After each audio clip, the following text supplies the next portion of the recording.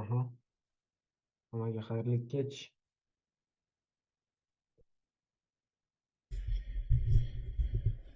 Tak, do'stlar, hammaga salom. Texnik nosozliklar sababli ozgina kech qoldik. Xafa bo'lmadinglar degan umiddaman. Hamma kirib olguncha, hamma ulam olguncha, shu yerda o'tirganlar ovozda, ko'rinishda muammo bo'lmayotgan bo'lsa, chatga plus yozib yuboringlar. Orada Islom ham hozir sizlar bilan so'rashayotganda, Islom bilan ham ovozda muammo bo'lmaydigan bo'lsa, chatda pluslarni kutib qolamiz. Всем salom alaykum. Ovozim yaxshi eshitilyaptimi, do'stlar?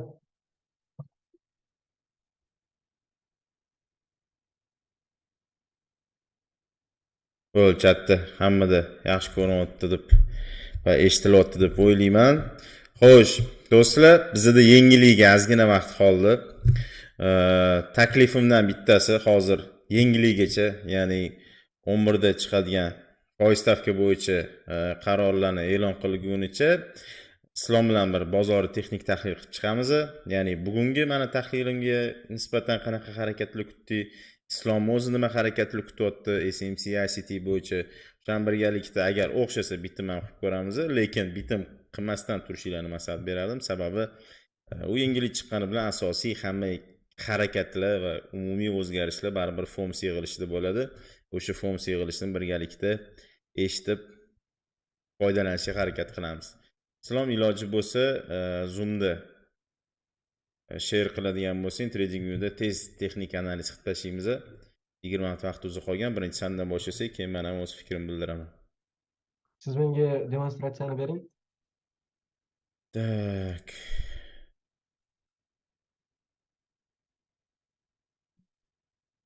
Aynan shu joyga kelganda texnik nosozlik deydi-yu. Share screen.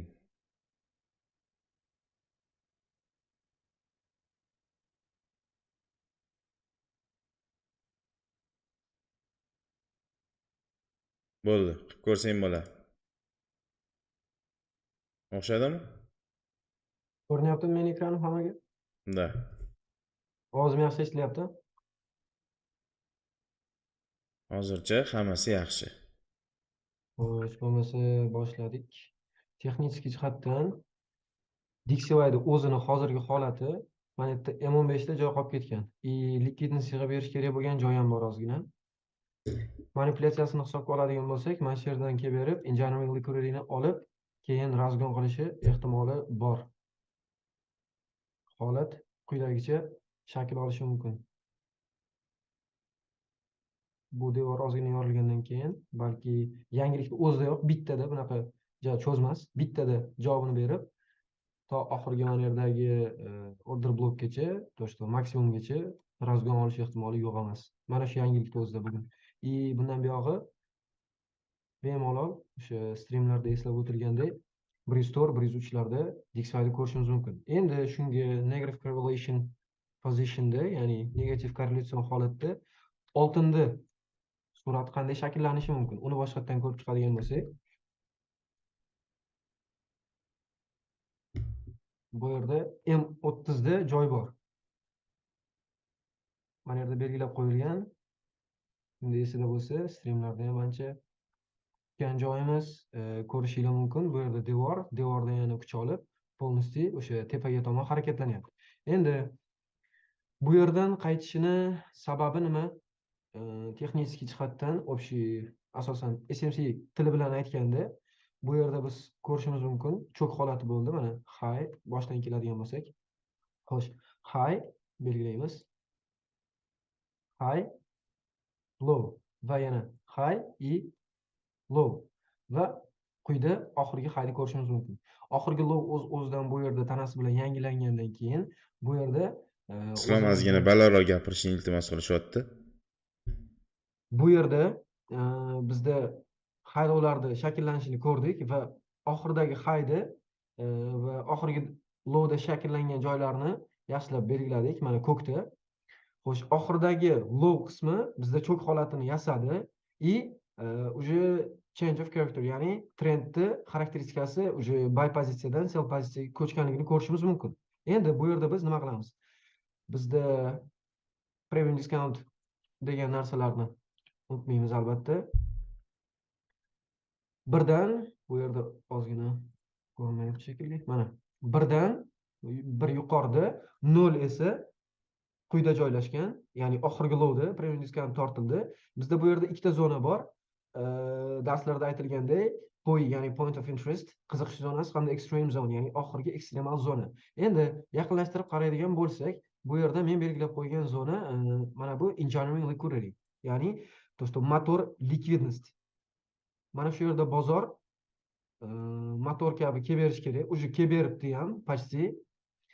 Odatda likvidnostlarda engineering liquidity ko'p kuzatiladigan holat, birinchi reaksiyasi doim engineering liquidity oladi va pastga qarab harakatlanadi yoki bo'lmasa olatda tepaga qarab harakatlanishda davom etadi. Endi shu o'rinda bu yerda biz premium diskount tortganimizdan keyin 786 va 886 ning oralig'ida order blok to'g'ri kelib qolgan.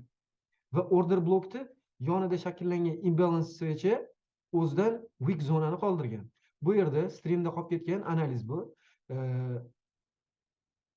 Order blok bilan mana bu yerdagi imbalance'ni highgacha olingan. Mana bu gamebox. Ko'rishingiz mumkin. Hozir sal uzoqroq qilaman mana. Yana bittasi mana yerda weakni o'ziga.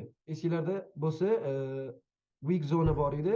Weak zona bo'lsa, order blok asosan weak zonaga ko'chadi. To'g'ri, order blokdan emas, weak zonadan olish biz uchun valid zone hisoblanadi, ya'ni yaroqli zona. Order blok ishlamaydimi degan savol bor. Order blok bu yerda meni o'zimni tajribamga tayangan holda aytadigan bo'lsam, hozir bu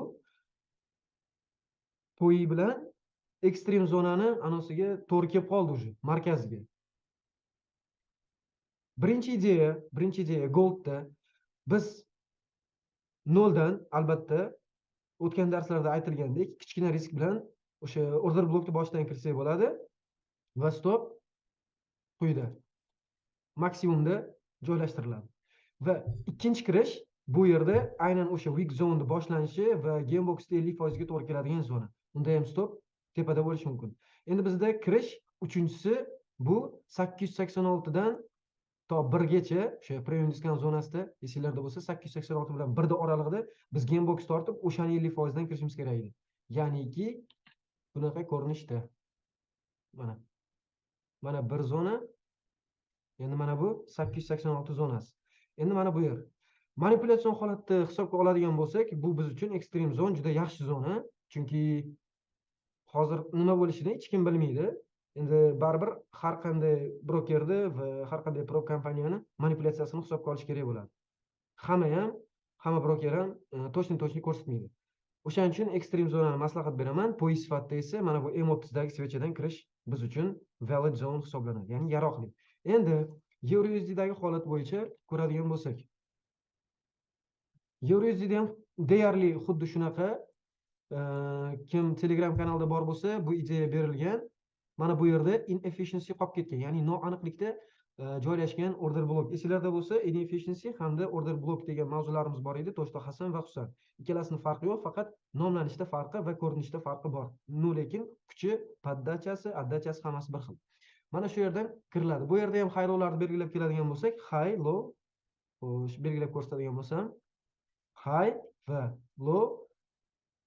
Bu yerdagi zona уже buy side liquidity hosil qildi. Belgilayman hozir. Mana.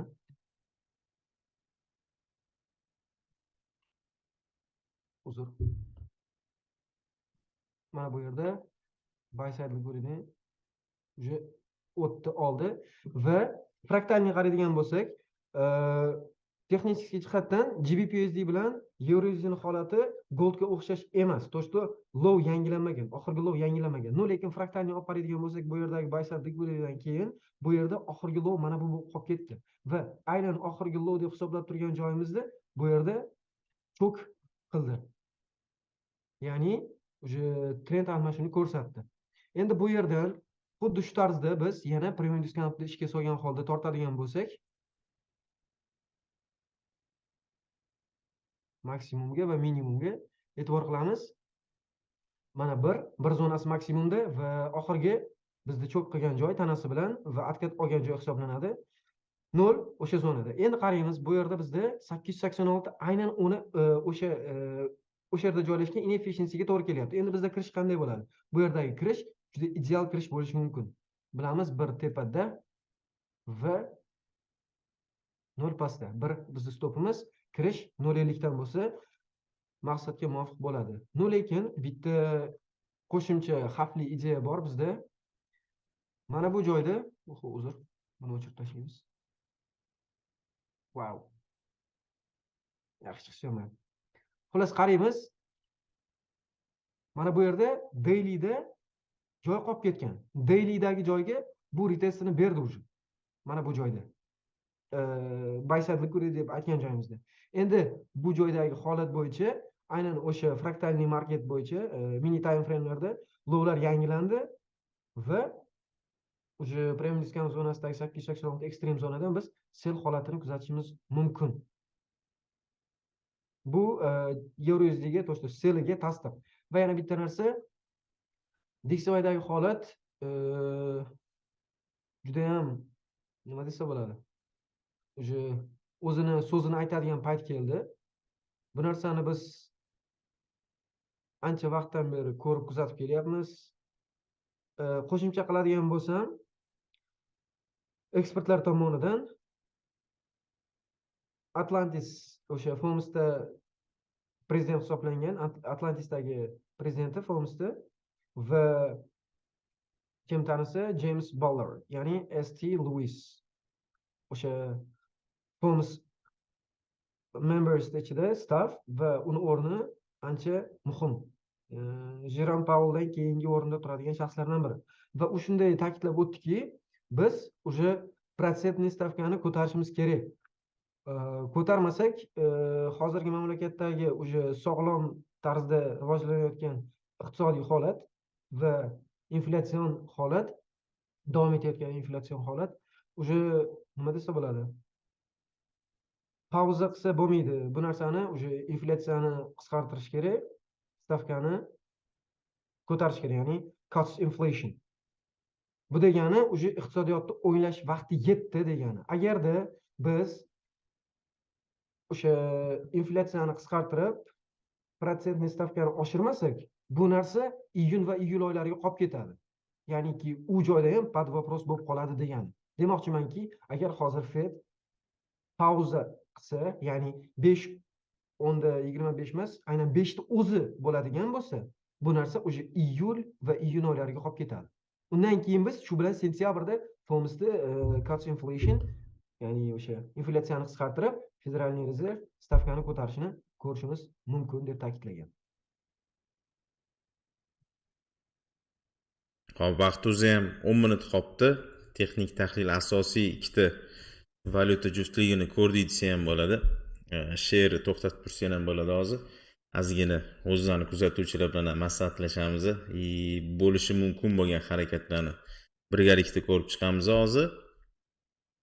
Umumiy qilib aytganda, men bugungi videoda ham aytgan edim, общий hozirgi federal zaxirani islom iloji bo'lsa, anaqani o'chirib turishingiz kerak.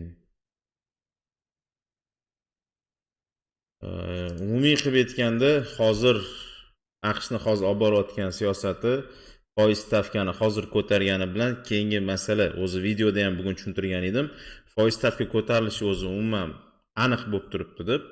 Va bu narsani hozir hech kim kutayotgani yo'q. Ko'tarsa ko'taradi, lekin keyingi o'sha FOMCdagi yig'iladigan mitingda savol-javob bo'lganda Jerome Powell beradigan javobi eng qiziq joyi, ya'ni keyingi harakati. Bu oxirgi ko'tarish bo'ladigan bo'lsa, agar bugungi konferensiyada xuddi shu narsani gapiradigan bo'lsa, to'g'ri, bu oxirgi ko'tarish, shundan keyin bizni nima bo'lishiga qaramasdan inflyatsiya ko'tarilsa, ko'tarilmasa, boshqa holat bo'ladigan bo'lsa ham biz shu holatda ushlab turamiz, keyin kuzatish boshlaymiz deydigan bo'lsa, bizda уже dollar tushib ketishini ko'rishingiz mumkin bo'ladi. Lekin meni o'zimni shaxsiy fikrim, biza уже anchadan beri kutgandeki AQSh, ya'ni federal zaxira hozir bu jarayondan to'xtash kerak emas, chunki umumiy hozir inflyatsiyaga qarshi kurashdi federal zaxirani hozir tanlagan yo'li, ya'ni o'zini ekonomikasini sekinlashtirib keyin inflyatsiyani tushirish kerak bo'lgan vazifasi shu jarayonda banklarga bosim bo'lishi-yu bank sistemasida muammolar paydo bo'lishi, bankrotство bo'lishi, undan tashqari men yana aytamanki, yil oxirigacha hali qanaqadir nomi chiqqan boshqa kompaniyalar ham bankrotство e'lon qiladigan bo'lsa ham hayron qolish kerak emas. Ya'ni o'sha hozircha отчетlar, ya'ni o'sha eng mashhur bo'lgan Apple'da, Google'da hammasida yaxshi chiqayotgan bo'lsa ham, hali ularda ham ko'rsatkichlar yomon ahvolga boradi bu ketishda va bu jarayon bo'lishi kerak. Umumiy ekonomika sekinlashgandan keyin faqat inflyatsiyani tushishini ko'ramiz, chunki hozirgi holatda mana Yevrozonada o'zingizlar tayyor ko'rishingiz mumkin.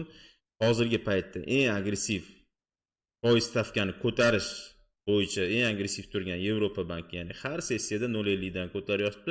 Shunga qaramasdan oxirgi inflyatsiyasi baland chiqdi, naborot ko'tarilganini ko'rdik va bu narsa ish bermayotganini ko'rishingiz mumkin. AQShda bo'layotgan narsa ketma-ket Yevropani o'zi boshqa yo'lda qaytarishi boshlayapti.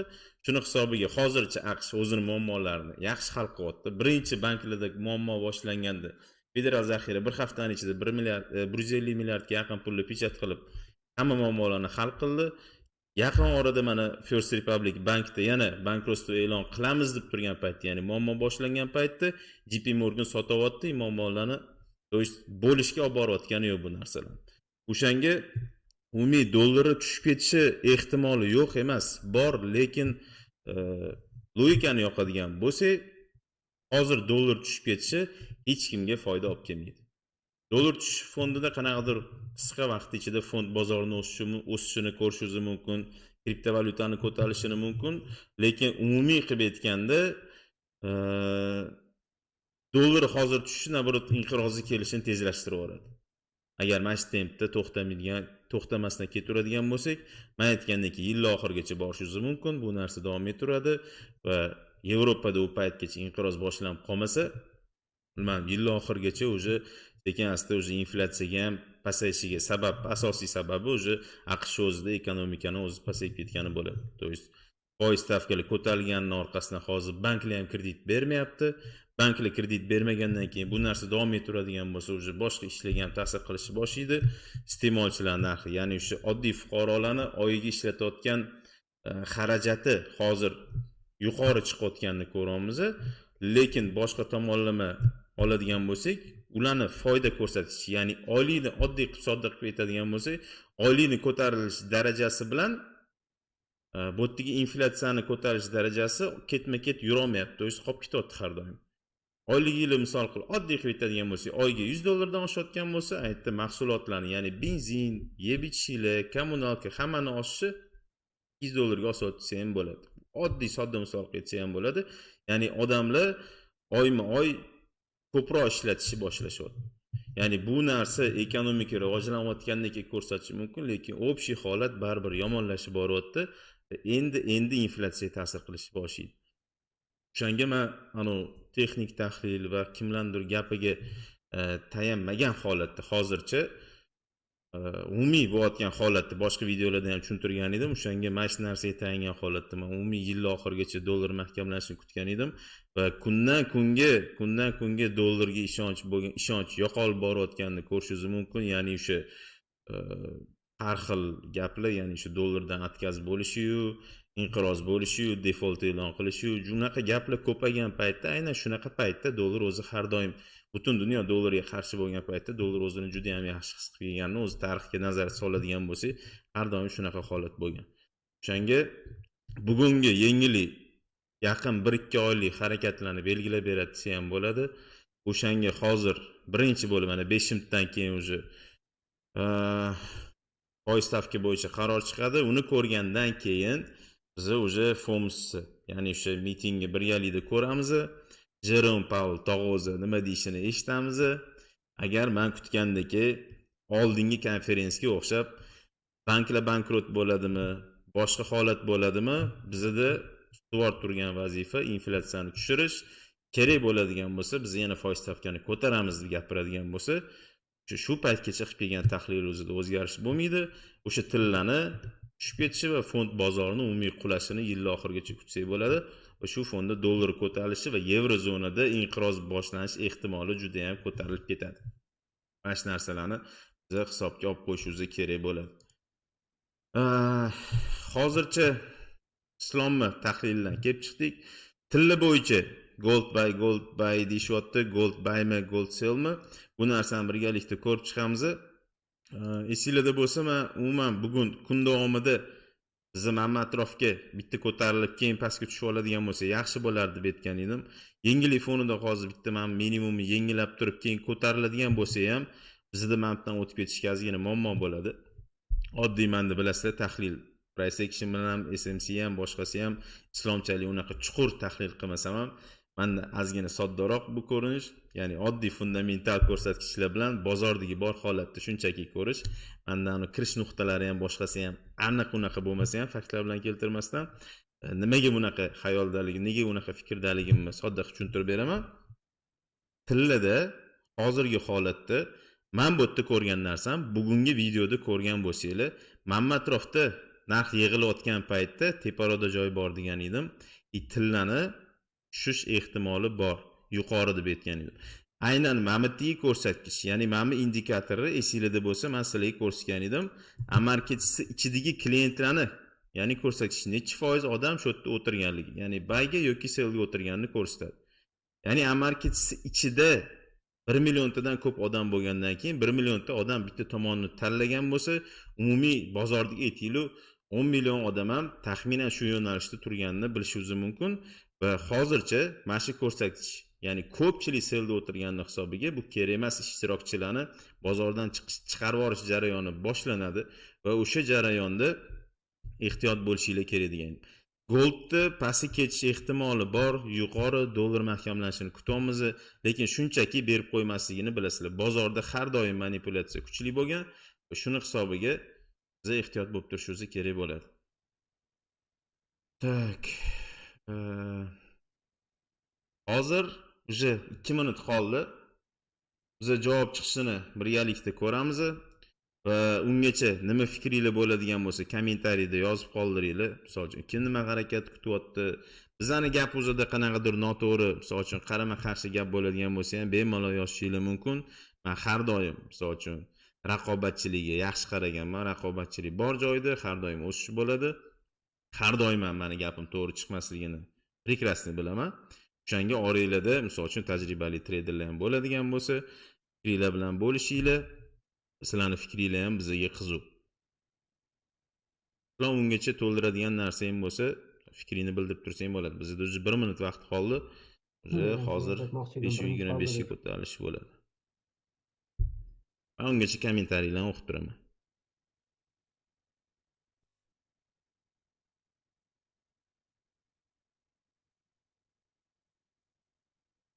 Tak. Kommentariylarda juda ham ko'p kommentariy bo'lib ketdi. Asosan ko'pchilik nega hozir tahlilda shoshmayapman? Do'stlar, bitta narsani tushuninglar. Hozir bu foiz stavka chiqqani bilan ham bozorda asosiy harakatlar asosan FOMC paytida bo'ladi. Agar hozir 525 emas, 5 yoki 550 chiqib qolsa yoki boshqa holat bo'ladigan bo'lsa, o'shanda qanaqadir o'zgarish bo'lishi mumkin. Lekin prosta 525 ga ko'tarilganda bozorda unaqa katta harakat bo'lish ehtimoli past. Diksoy pastlayapti. M15 dan ko'ramiz. Tillada tepadagi ham joyga ketyaptimi deyman. Umumiy harakatni ko'ramiz. DXYda hozircha pastga kerakli joyga, tushish kerak bo'lgan joygacha harakat ketayotganini ko'ramiz. Umumiy hozirgi yengillik 525 da qoldi. Ya'ni o'sha market tools nima? FedWatch instrumenti aldagani yo'q. Pashti u instrument hech qachon aldamaydi. 80% ehtimoli, 85% ehtimolli bilan 525 ga qolish kerak edi. Keyingi yig'ilish o'sha 11:30 da bo'ladigan bo'lsa, hozir mana shu 11:30 gacha yarim soat ichida texnik tahlilni qilib, o'sha sekin tayyorlab olsak bo'ladi. To есть birinchi yengillik bo'yicha hozir bizda hech qanaqa katta o'zgarish yo'q, katta harakatlar bo'lmaydi. Kichkina korrektirovkalar bo'lishi mumkin. Men umuman mana tepaga chiqib olishiga shans ko'rmagan edim. Aynan masjiddagi joyda o'sha stoplarni urish jarayoni mashoraluvda bo'ladi deb aytgan edim. Oddiy misol qilib aytishingiz, ko'rishingiz mumkin. Mantga kirib ko'radigan bo'lsak, mantda sellerlarning soni borgan sari kamayib ketayotganini ko'rishingiz mumkin. Ertalab 85% edi mana shu narsa. tepaga yurgan sari hali mana shu stoplarni chiqaradigan joyiga boradi deganimda, borganda уже 75 ga tushdi. Уже 70 ga tushgan edi. Hozir 69 ga tushdi. Sekin-sekin borib bu son 50 ga 50 bo'lib qolgan paytda o'shandan keyin tillani pastga harakatini ko'rishingiz mumkin bo'ladi. To есть har doim tahlil qilganingizda psixologiyani ishlatishga harakat qilinglar. Ya'ni bizni hozir mana islom bilan ham men ham ko'rayotgan narsa o'zi bor. Boshqa odamlar ham bayga, selga ko'radigan narsasi, ya'ni bozorda явный ko'rinadigan narsa почти butun dunyo ko'radi. Bu narsadan shunchaki foydalanib qo'yishga sizlarga kamdan kam holatda imkoniyat berishadi.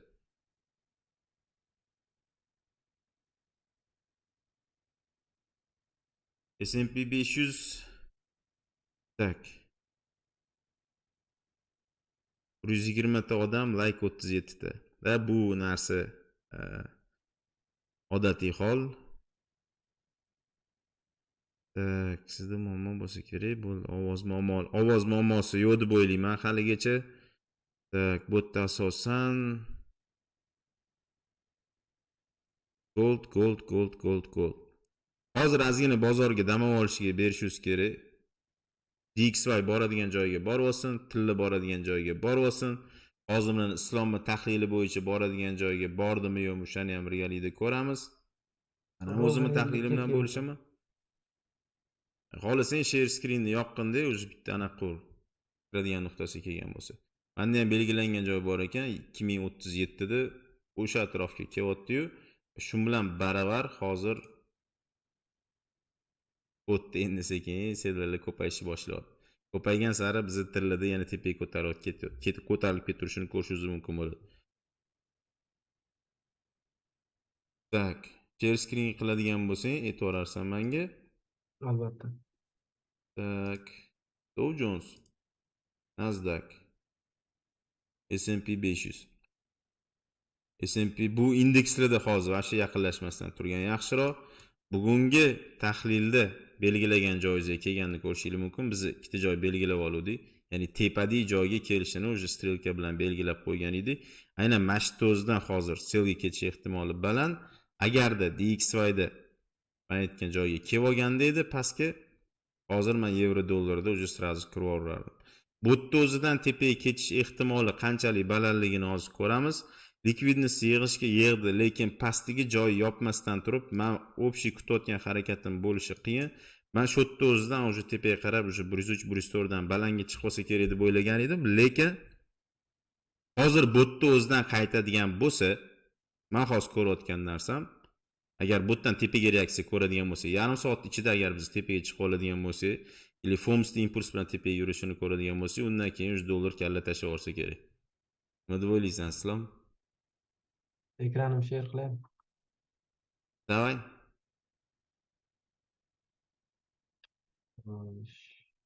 Now is share screen.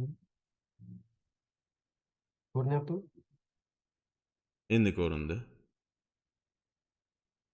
Bu men kutgan joy. Bu reaksiya bergan joy. Dollar reaksiya bergan joy. Da aynan o'sha. Va yevro yuzlik hozircha reaksiyasi quyidagicha bo'lib turibdi.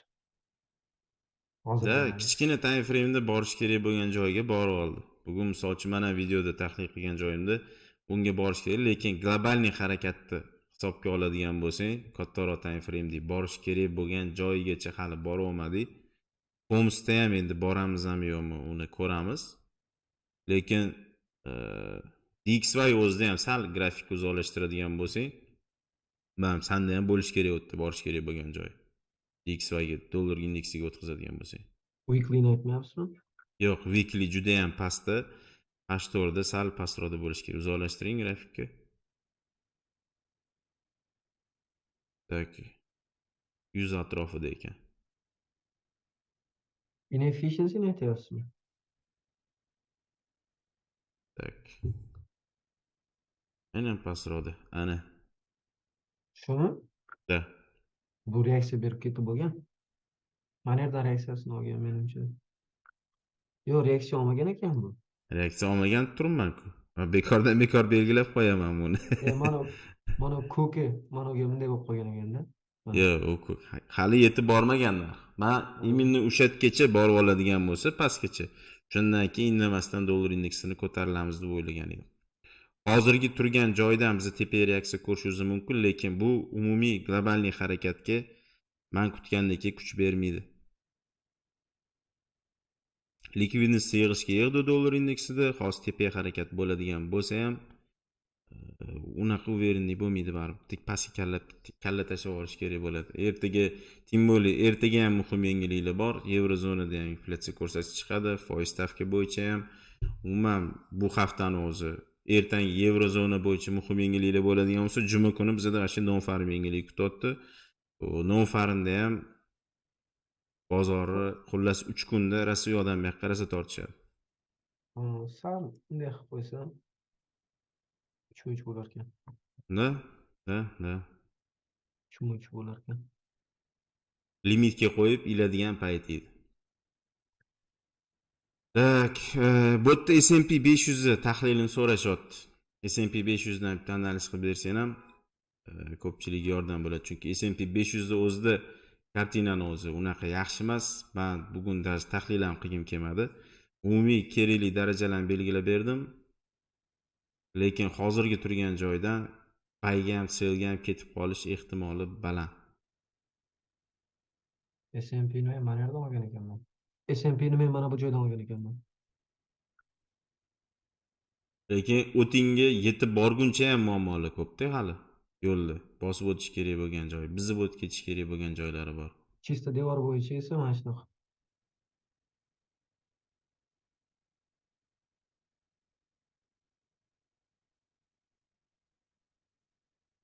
Tilla bo'yicha hozirgi reaksiyada nima bo'lishi mumkin? Federal Rezerv hozirgi FOMC mitingida bitta narsani ko'rishingiz kerak bo'ladi. Hozir imенно tayyorgarlik qilib, tillada borish kerak bo'lgan joyga bordi. Pastki harakatiga dalishi nima kerak bo'ladi? M15, M30 time frame deb tahlil qilib olishingiz kerak bo'ladi. Birinchi o'rinda hozir aynan minimumlarning yangilanishi impuls bilan. Agar tepaga uradigan bo'lsa, FOMCda esingizda bo'lsa, oldingi videoda ham gapirgan edim. FOMCda ham CPIda ham kuchli impuls bo'ladigan bo'lsa, undan keyin qarama-qarshi tarafga kattaroq impuls bo'lib ketish ehtimoli baland deb aytgan edim, esingizda bo'lsa. Bugun ham shu holatni ko'rishingiz mumkin. Eng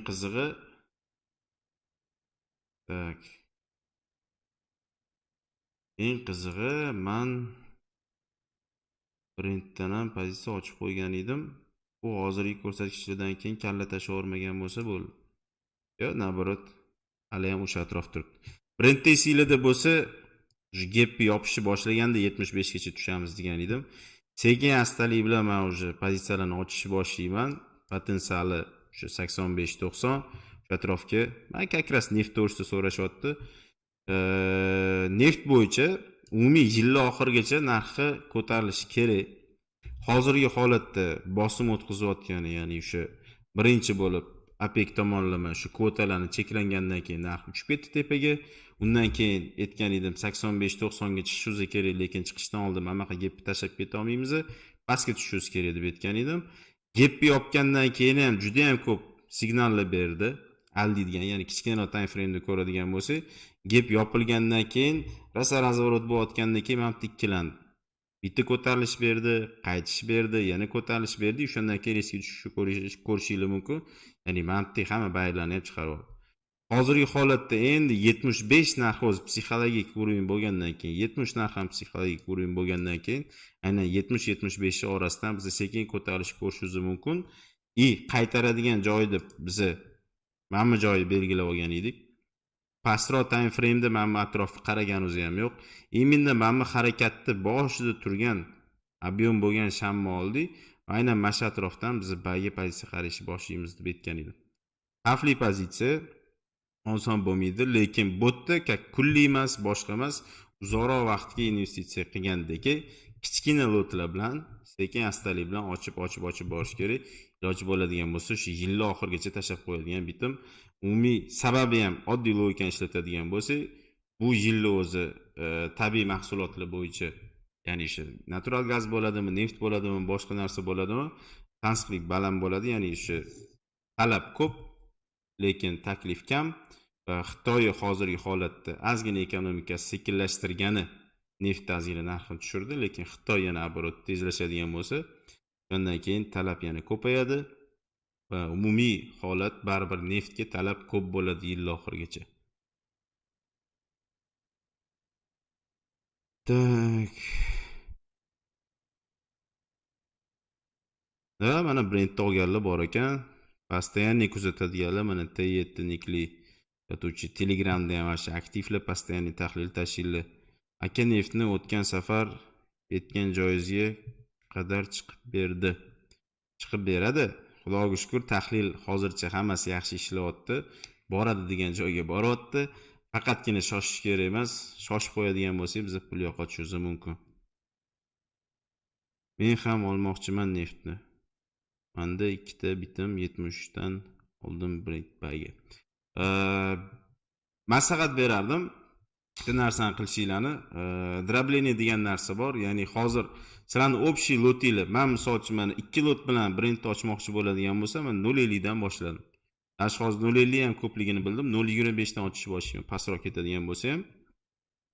Sizlarda aytinglar 1 lot ochmoqchi bo'ladigan bo'lsanglar, 0.10 dan boshlaylik. 0.10 qilib mana shu bo'lib ochiradigan bo'lsanglar, summarniy misol uchun 1 lotga boradigan bo'lsa, lekin bitta joy o'zidan 1 lot ochib qo'yadigan bo'lsanglar, bilasizlar, katta zarar ko'rasizlar. Tepadan ochishi, ya'ni 73 dan o'zi olishni boshlagan bo'lsanglar, 73 dan 70 gacha taxminan o'sha 0.10 dan ochishni boshlaydigan bo'lsanglar, o'shanda uzoqroq vaqtga pozitsiyalarni yig'ib olishingiz mumkin. Ya'ni o'sha tepaga borgandan keyin umumiy qilib aytadigan bo'lsak, 1 lot foydasini ko'rasizlar, lekin hozirgi holatda katta minus ushlab olmaslik uchun narx pasayib borayotgan paytda 0.10 dan ochib boringlar. Tak. Dollar indeksida уже atkat boshlandi. To'g'risi, bu harakatni o'zi вообще yo'qotgani yo'q. Aniq botdan qaytishi ko'rdik, bo'ldi. Lekin aytganimdek, mana 0.25 ko'tarilgani bozorga unaqa katta ta'sir qilgani yo'q. Qanday yurish kerak bo'lgan narsa sal tezlashib yurib ketdi. Lekin hozir FOMC yig'ilishi boshlanadigan bo'lsa, o'shanda biz pastgacha tushib oladigan bo'lsak, keyingi harakat o'zi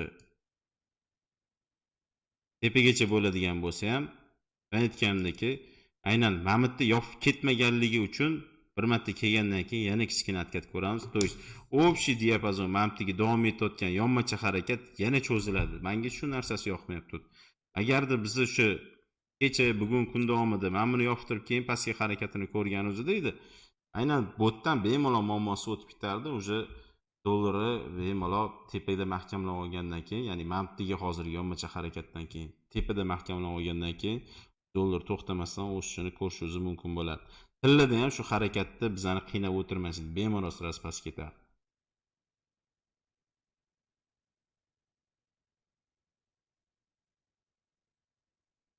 Tak, funtiyani bitta qarab yuboring. Men ham 0.10 olganman. Nikiya 225 selga ketdi uzoq muddatga. Nikiya 225 islomdan oz tahlilni ko'ramiz. Ungacha tahlilni tayyorlab tursa, men ungacha bitta funtiyanani ko'radigan bo'lsam.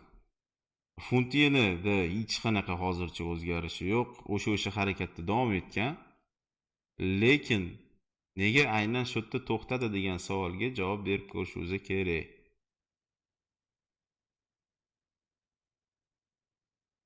Общий объем bo'lgan joyi tahlilni chizib ko'rsatgan edim, ya'ni ikkita mabda katta объем bo'lgan joyi. Bugungi videoni ham, adashmasam bugun edi, kechagi videoda aniq mashta ko'rsatgan edik. Tepaga ketadigan variantni ham ko'rdik, pastga ketadigan variantni ham ko'rdik. Oxirgi, ya'ni Mamitdagi taqaladigan joy, ya'ni mabda объем bo'lgan shamlarning yig'ilishini nima sababdan bo'tdan qaytishini tushuntirib bergan edim. Hozir как обычно Mamitdagi harakat maksimumni yengilanishi, undan keyin kichkina atkat, keyin tepa harakat bo'lishi mumkin. Fundamental tochkada to'xtaydigan bo'lsa, ya'ni tahlilda to'xtaydigan bo'lsa, yeni hozirgi paytda juda ham zaif bo'lib qoldi. Esingizda bo'lsa, 1 oy 2 oy oldin dollar bo'yicha tahlil qilayotganimizda, u paytda Yevropada ahvol undan ham og'irroq edi va yevro, funt umuman yevrozonadagi valyutalarga nisbatan yenada juda ham ehtimol balandlik bilan dollarga qarama-qarshilik qiladigan valyuta deb aytgan edim. Sababi eski rahbar o'rniga yangi nomzod tayinlanayotgan edi. U edi, ya'ni eski kuroda 10 yil, 12 yildan beri inflyatsiya ko'tarishiga qaramasdan, ya'ni hozirgi paytda inflyatsiya ko'tarishiga qaramasdan foiz stavkani ko'tarmaymiz deb turib olgan edi. Ya'ni o'sha naborot o'sha qurilish sektori bo'ladimi, xizmat ko'rsatish sektori bo'ladimi, o'sha yerga pul bilan yordam berib, ishlab chiqarishni tezlashtirib, shunaqa tomonlama inflyatsiyani yutib chiqmoqchi edi. Lekin hozirgi paytda inflyatsiya yana ko'tarilib borayotganini ko'rdik va u narsa ko'tarilib boraveradi, to'xtamaydi. Sababi AQShda boshlangan narsa butun dunyoga bo'lishdi bu inflyatsiyani deb tushuntirib bergan edim videoda ham. Yangi rahbar tayinlanayotganda yana o'sha lavozimga o'tirishdan oldin har doim hammamiz ko'rganimizdek, men o'tiradigan bo'lsam, biz eski siyosatdan voz kechamiz, sirazi foiz stavkani ko'taramiz. AQSh bilan Yevropa ko'rsatgandek, tayyor misoldagi foiz stavka ko'tarilishi qanaqa inflyatsiyaga yaxshi ta'sir qilishini ko'rdik. Biz ham xuddi shunaqa yo'lni tutib, inflyatsiyani tez yutib chiqamiz deb aytishgan edi. Ularda foiz stavka 0 edi. Ya'ni AQShda o'sha 4 dan oshgan paytda, ya'ni 4% gacha yenani ko'targuncha qancha oldida zapas bor. To есть har sessiyada 0.75 dan ko'taradigan bo'lsa ham ularga ko'tarardi va shu narsa bilan yeni juda ham yaxshi mahkamlanadi deb o'ylagan edi. Lekin o'tirganidan keyin o'zidan o'zi biz hozircha eski siyosatni o'zgartira olmas ekanmiz. O'zgartiradigan bo'lsa ham hali beri bo'lmaydi bu narsa deb e'lon qilgandan keyin investorlarning o'zi fikri o'zgardi. Men qanday fikrimdan qaytgan bo'lsam, xuddi shunaqa fikrimdan qaytdim. Ko'p investorlarni o'zi nazari boshqa instrumentlarga tushgandan keyin yana juda ham zaif bo'lib qoldi va hali beri u siyosatga o'zgartirish kiritilmasa kerak.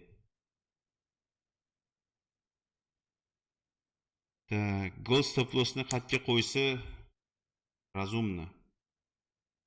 Goldda stop lossni hozir islom ko'rsatib bergan edi. Yana bir marta ko'rsatadi deb o'ylayman. Menda stop loss qo'yadigan bo'lsam, aynan mana shu atrofdan qo'yardim. Maksimal darajada o'zi mamlakatga chiqishi mumkin bo'lgan joyda ito tilla oxirgacha yetib ham kelmabdi. 2037 ga sirazi tushib ketibdi o'zi. O'sha dollarda likvidnost yig'gandan keyin reaksiyasini ko'rdik, tepaga harakat bo'lib. Aynan hozir mana shu tillani tepaga bitta impulsida haliga aytgan narsani bitta solishtirib ko'radigan bo'lsak, haligacha o'tda sellerlarning miqdori soni kamaygani yo'q. Tillida haligacha tepaga yurishi ehtimoli bor.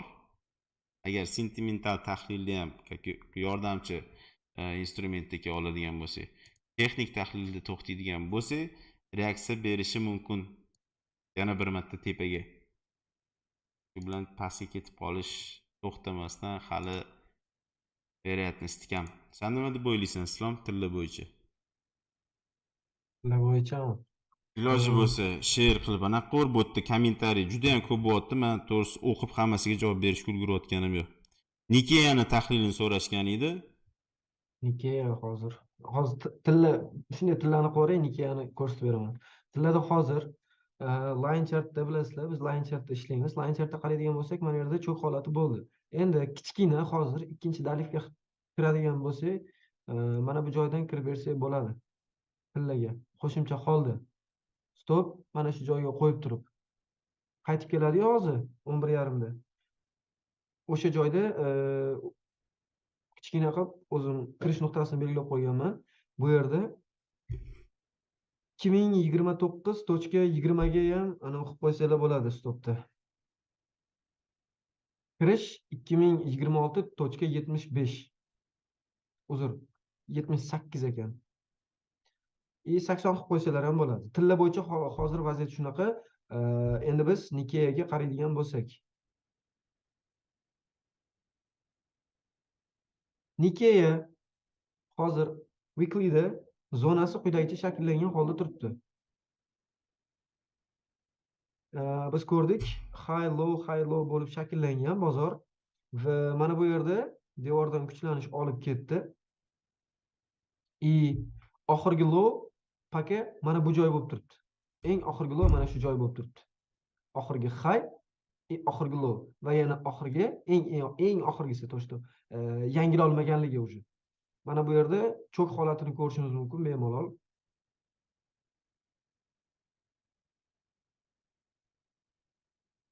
Endi premium discount ishga soladigan bo'lsak, Foiz sifatida yagona weekly'dagi switch inefficiency'da qolib ketgan va inefficiency bo'yicha weekly'da qaraydigan bo'lsak, bu o'zini javobini berib bo'ldi.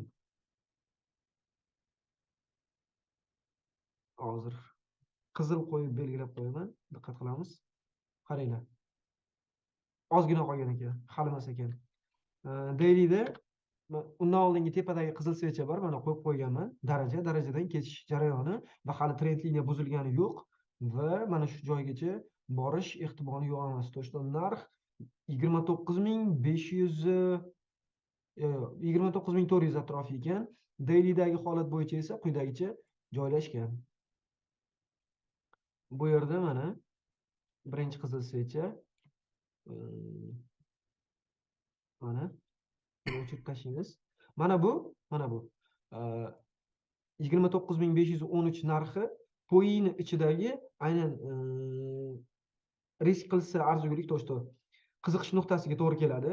Bu yerdan gambox tortgan holda mana shu yerdan kirib ko'rsak bo'ladi. Unda ham 0.likka kelsa, kirsak ancha yaxshiroq, ko'proq ishlaymiz.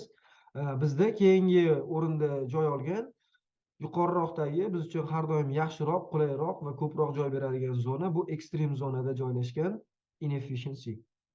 Foiz sifatida bu joyda oladigan bo'lsak, lekin Yaponiyaning iqtisodiyotdan kelib chiqadigan bo'lsak, bu joygacha ham bemalol kutishimiz mumkin deb ayta olaman.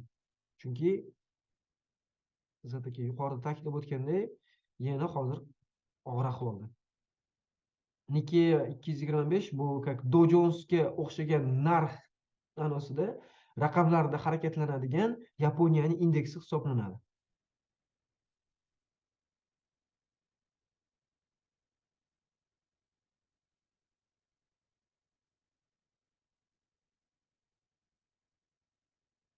Bizda hozircha golddagi vaziyat bo'yicha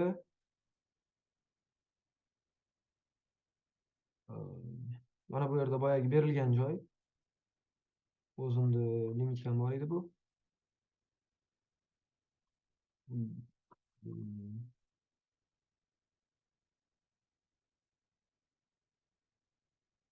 Tushunmadim nimagadir binat qo'yibdi.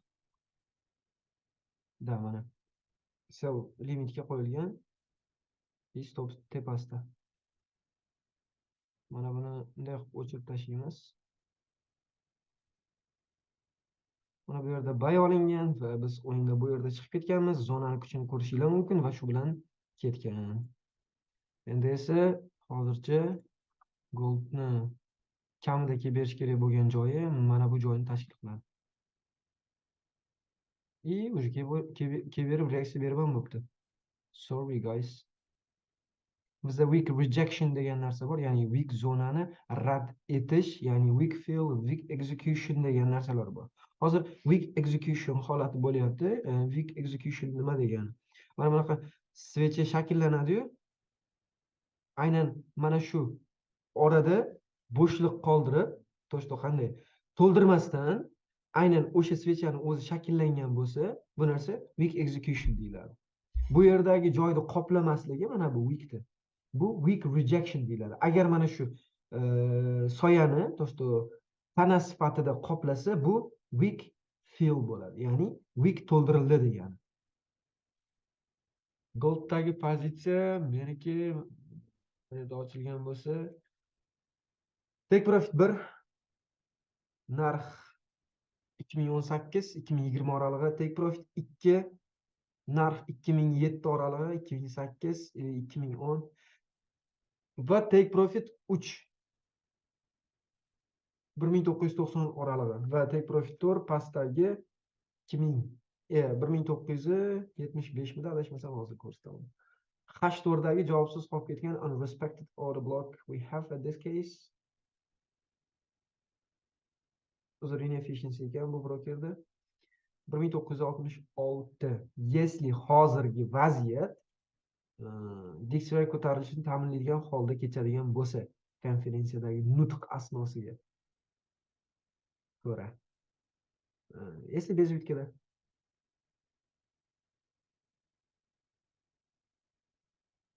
Biz buni bezbitga surib qo'yganmiz. Sizlar ham bezbitga tez surib qo'yishingizni maslahat beraman. Ovozim eshitilyaptimi o'zi Izzat aka? Da, eshitilyapti.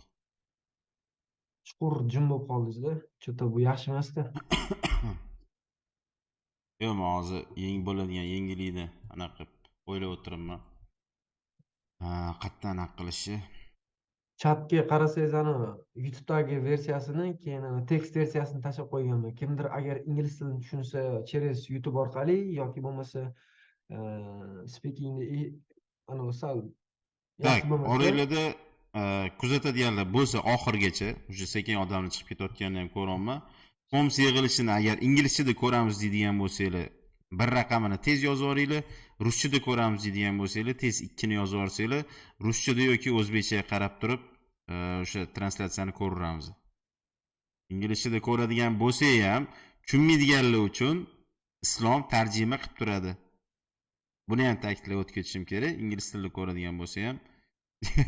Men ham ko'raman, baravar birli ham, ikkili ham juda ham teng kelyapti. Rus tilini bitta narsa qilaylik, rus tilini umuman tushunmaydiganlar 3 raqamini yozib yuboringlar. Rus tilini umuman tushunmaydiganlar 3 yozib yuboringlar. O'shanga qarab qilsa ham bo'ladi. Agar rus tilini hamma tushunadigan bo'lsa, chatda lekin dang'alatib yubordinglar.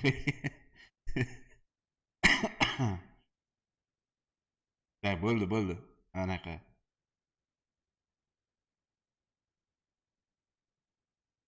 Inglizcha bo'ladigan bo'lsa, inglizcha qilamiz.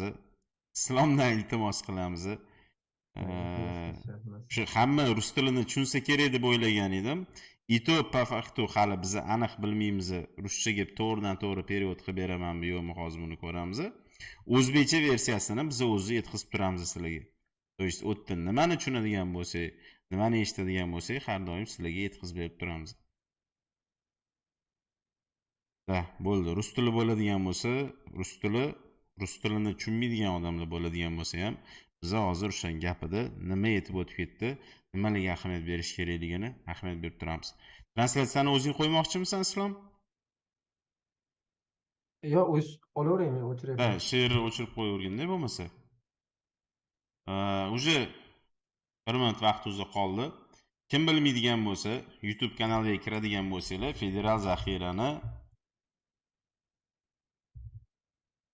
o'zini sayti bor, to есть o'zini kanali bor.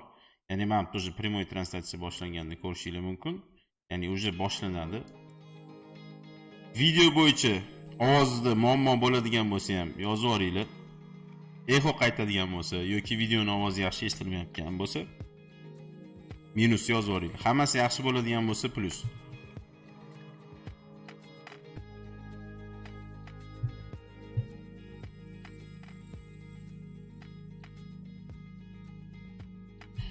Bitta ish qilamiz.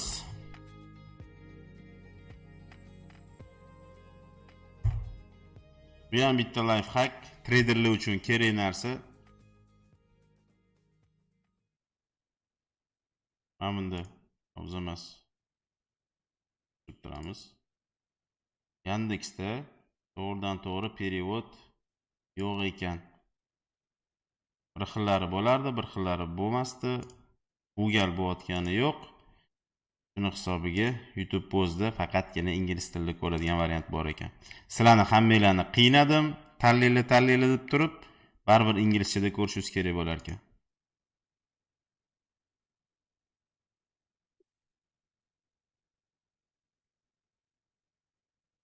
Bu yog'iga bizani tarjimonimiz islom bo'lib turadi. Ya'ni ingliz tili bo'yicha kerakli joylarni sizlarga yetkazib turadi. Good afternoon. Before discussing today's meeting, Jerome Powell, good comment briefly on afternoon. recent developments in the banking sector. Conditions in that sector have broadly improved since early March.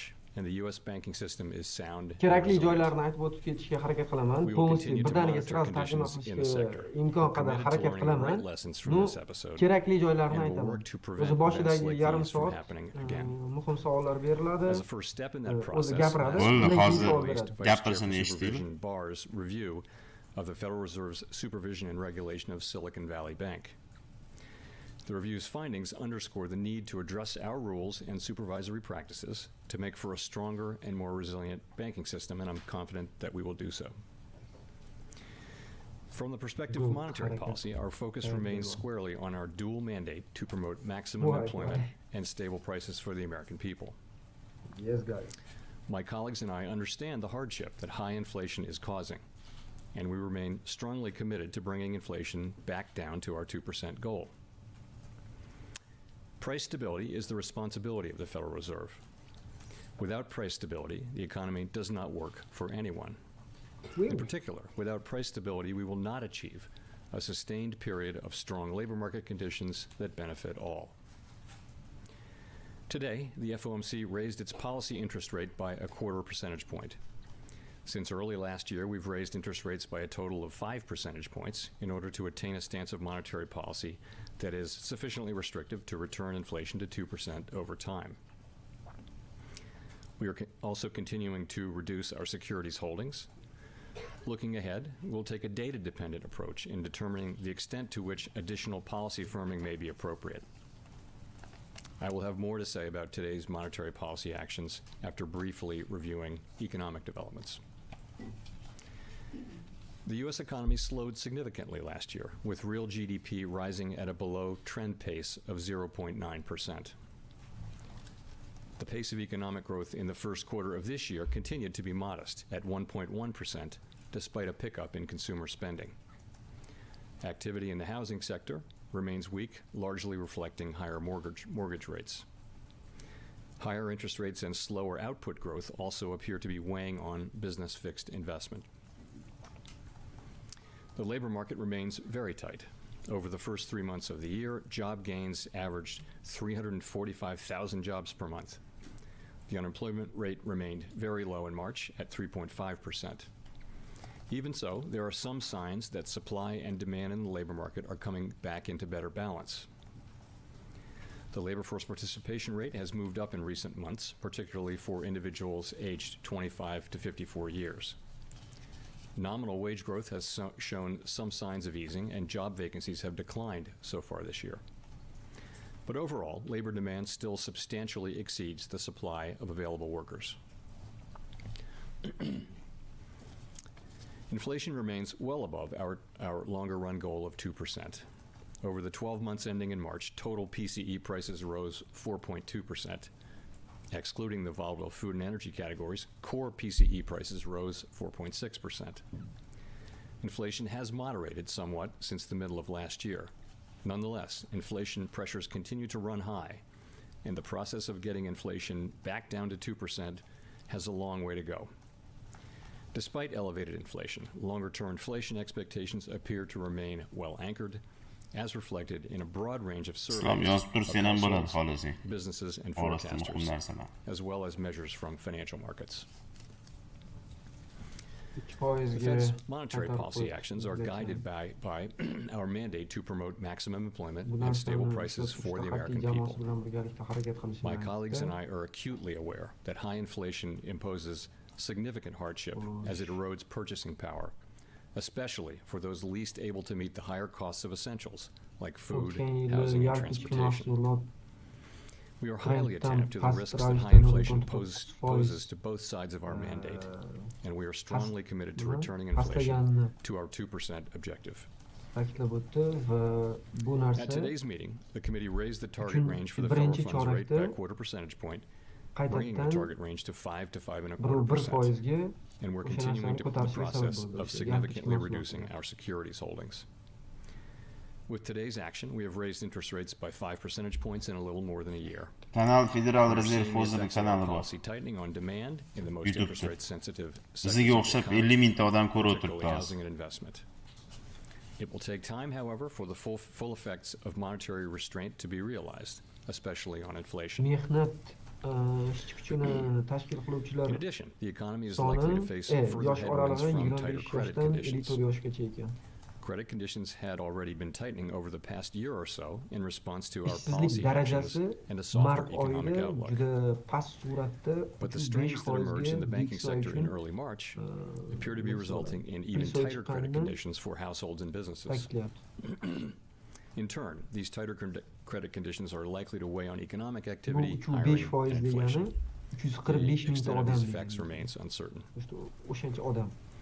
In light of these uncertain headwinds, along with monetary policy restraint we've put in place, our future policy actions will depend on how events unfold.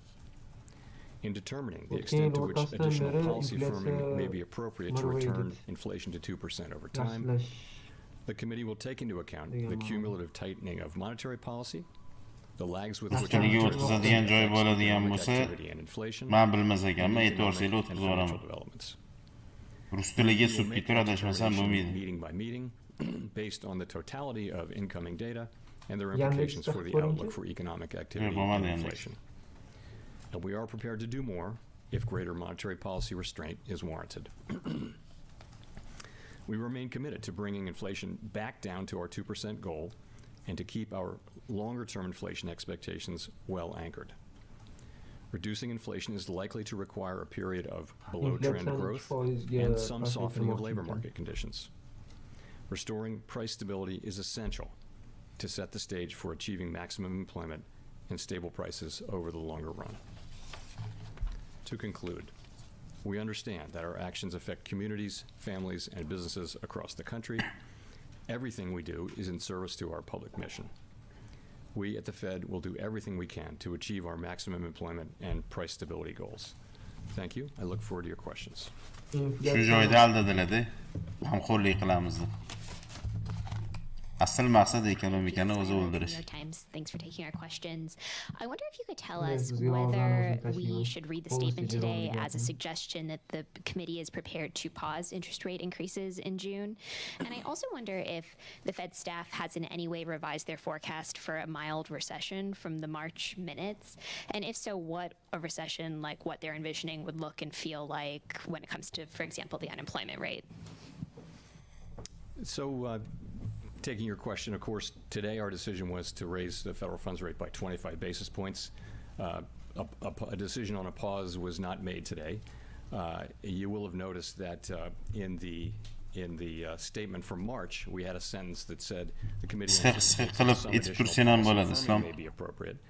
Umumiy gapni ma'nosi qisqa qilib nima deb javob bergan? Hozir misol uchun foiz stavkalarini qanchalik muhimligi to'g'risida so'ragan bo'lsa, nima javob berayotgani to'g'risida. Appropriate to return inflation at 2% over time. The committee will take into account certain factors. So that's a meaningful change that we. 2%ga umumiy 2-3%ga tushirish maqsadligi borligi, boshqasi hammasi eskidan qaytarib kelayotgan gaplar. Hozir o'rtarog'idan asosan o'sha bank sektoriga tushayotgan bosimlar to'g'risida savollarga javob qiziqroq. Ya'ni o'sha qaysi muammo ustunroq degan savol berilishini kutishimiz kerak. Inflyatsiyami yoki umumiy ekonomika yoki bank sektoridagi bosimni kamaytirish bo'ladimi degan savol berilishini men o'zim ham kutyapman. O'sha yerda hozirgi o'zidan tutayotgan siyosat o'zi kuchliroq deydigan bo'lsa, shu narsa kerak bizga faqat. Staff produces its own forecast, and it's independent of the forecasts of the participants, which include the governors and the Reserve Bank presidents, of course. And we think this is a healthy thing, that the staff is writing down what they really think. They're not especially influenced by what the governors think, and vice versa. The governors are not taking what the staff says and just writing that down. So it's actually good that the staff and individual participants can have different perspectives. So broadly, the forecast was for a mild recession, and by that I would characterize as one in which the rise in unemployment is smaller than has been typical in modern era recessions. I wouldn't want to characterize the staff's forecast for this meeting. We'll leave that to the minutes, but broadly similar to that. Rachel. Thank you, Chair Powell. Rachel Siegel from the Washington Post. Thanks for taking our questions. I'm wondering if you can talk about the account of possible effects of a debt limit standoff. You've said repeatedly that the ceiling must be raised, but do you see any economics effects of even getting close to a default, and what type of situation would that look like? So I wouldn't want to speculate specifically, but I will say this. Bugun o'zida bo'lmasa ham umumiy dollar ko'tarilishini kutsak bo'ladi. Therefore, Congress Yani and the inflyatsiyaga qarshi administration kurash to'xtamaydigan parts of bo'lsa. the government to deal with, and they're really consigned to them.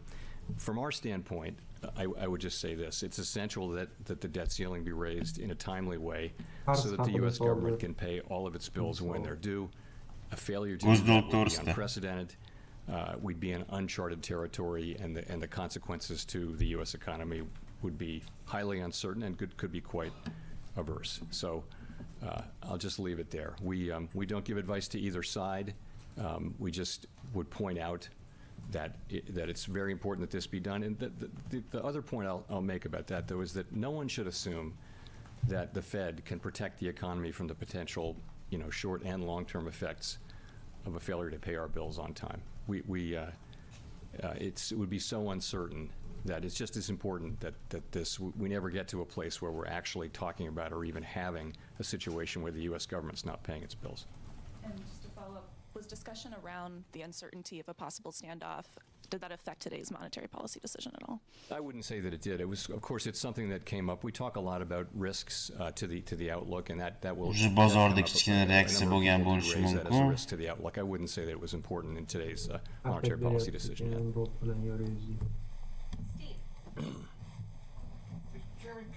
Oh, thank you. Yeah, Mike. Biz gapida unaqa ikkilanishli bo'lganda Steve Leisman, CNBC. Can you tell us what the Federal Reserve Board did in the wake of that February presentation where you were informed that Silicon Valley Bank and other banks were experiencing interest rate risks? And can you tell me what supervisory actions you've done in the wake of the recent bank failures to make sure that banks are currently appropriately managing interest rate risk? And kind of part three, but it's all the same question here. Do you still think this separation principle, that monetary policy and supervision can be handled with different tools? Thank you.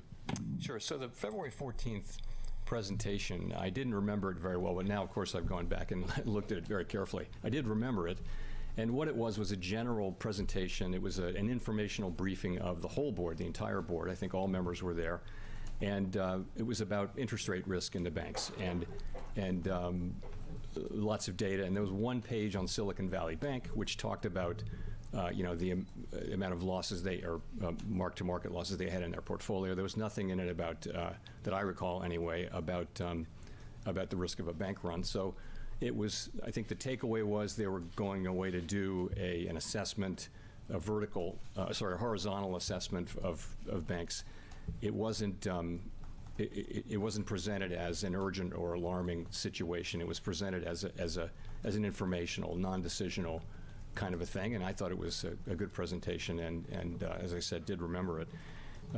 In terms of what we're doing, to'g'ri tushungan bo'lsam, yana o'sha bankdagi holatda many banks are now o'sha paytda ham aytgan edim, panika qiladigan holat emas edi deb. Now, really since the events of early March to build liquidity. And you asked about the separation principle. I like so many things, it's very useful, but ultimately it has its limits. I mean, I think in this particular case, we have found that the monetary policy tools and the financial stability tools are not in conflict. They're working well together. We've used our financial stability tools to support banks through our lending facilities. And at the same time, we've been able to use our monetary policy tools to foster maximum employment and price stability. Kerak bo'lsa yana soqqa beramiz. U muammo emas deyishadi.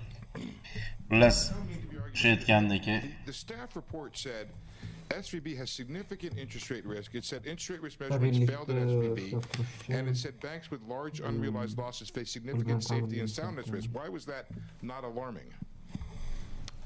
Well, I mean, I didn't say it wasn't alarming. It was, they're pointing out something that they're working on and that they're on the case. That I'm not sure whether they mentioned. I think they did actually. They mentioned that they had taken regulatory action, or supervisory action in the form of matters requiring attention. So I think that was also in the presentation. I think it was to say, yes, this is a bank and there are many other banks that are experiencing these things, and we're on the case. Xullas, yana o'sha eski gaplar bu yerda xullas unaqa yengil gapirgani yo'q.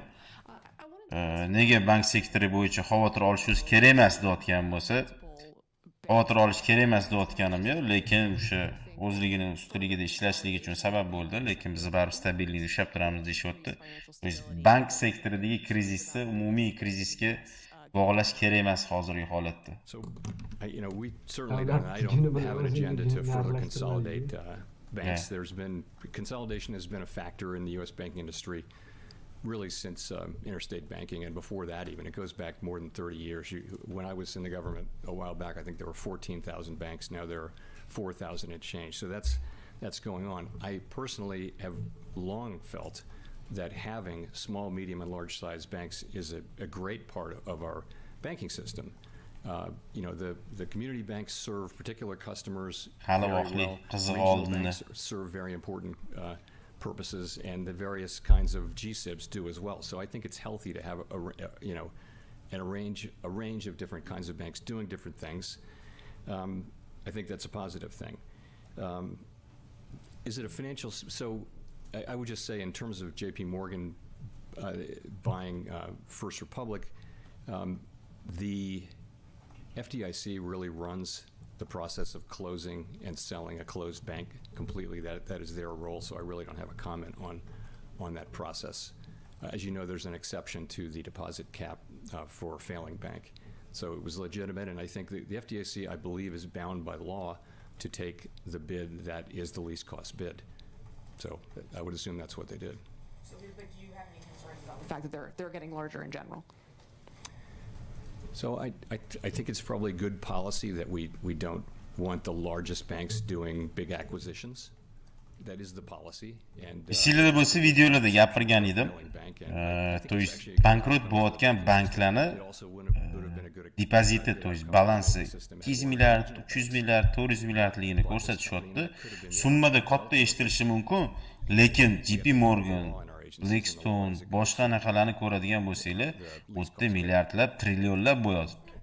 O'shanga bunaqa kerakli bankka shundoq sotib olib, ushlab qolish, saqlab qolish, to есть bank bankrot bo'lsa, inqiroz boshlanadi degan joyda o'sha bankni shundoq sotib olib bo'ldi, inqiroz yo'q. Bank bizani bir biqin o'zida kerak bo'lsa ularga oldingi kapitalidan 2 barobar ko'proq kapital qilib beramiz deydigan siyosat hozirgi holatda Amerikani mana shu inflyatsiyani butun dunyoda ko'tarish jarayonida naplavoy turishiga olib kelyapti desa ham bo'ladi. But in principle, that's the idea. When we've been raising interest rates, and that raises the price of credit, and that, in a sense, restricts credit in the economy, working through the price mechanism. And in a kind of broadly similar way.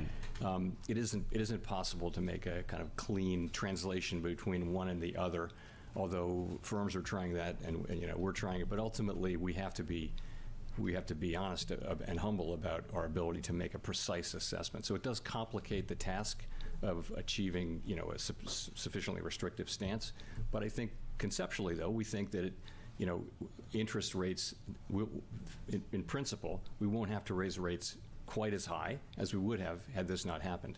The extent of that is so hard to predict because we don't know how persistent these effects will be. We don't know how large they'll be and how long they'll take to be transmitted. But that's what we'll be watching carefully to find out. Just to quickly follow up, what does it suggest about the scope for the committee to pause rate increases perhaps as early as next month, even if the data remains strong then, if it's having some kind of substitute effect? This is just something that we have to factor in as we want to find ourselves. So I guess I would say it this way. The assessment of the extent to which additional policy funding may be appropriate is going to be an ongoing one, meeting by meeting, and we're going to be looking at the factors that I mentioned that they're listed in the statement, the obvious factors. That's the way we're going to be thinking about it, and that's really all we can do. As I say, it does. Mana shu joyda to'g'ri tushungan bo'lsam, birinchi qismida Islom hozir yana o'sha foiz tarifi ko'tarilish ko'tarilmasligi to'g'risida savol berish to'g'rimi? kerak bo'ladigan bo'lsa bizni yana 2-3 marta ham ko'tarishimiz mumkin, lekin biz hali bilmaymiz qanchalik darajada ko'tarish kerak bo'lishini deb gapirdi. To'g'rimi?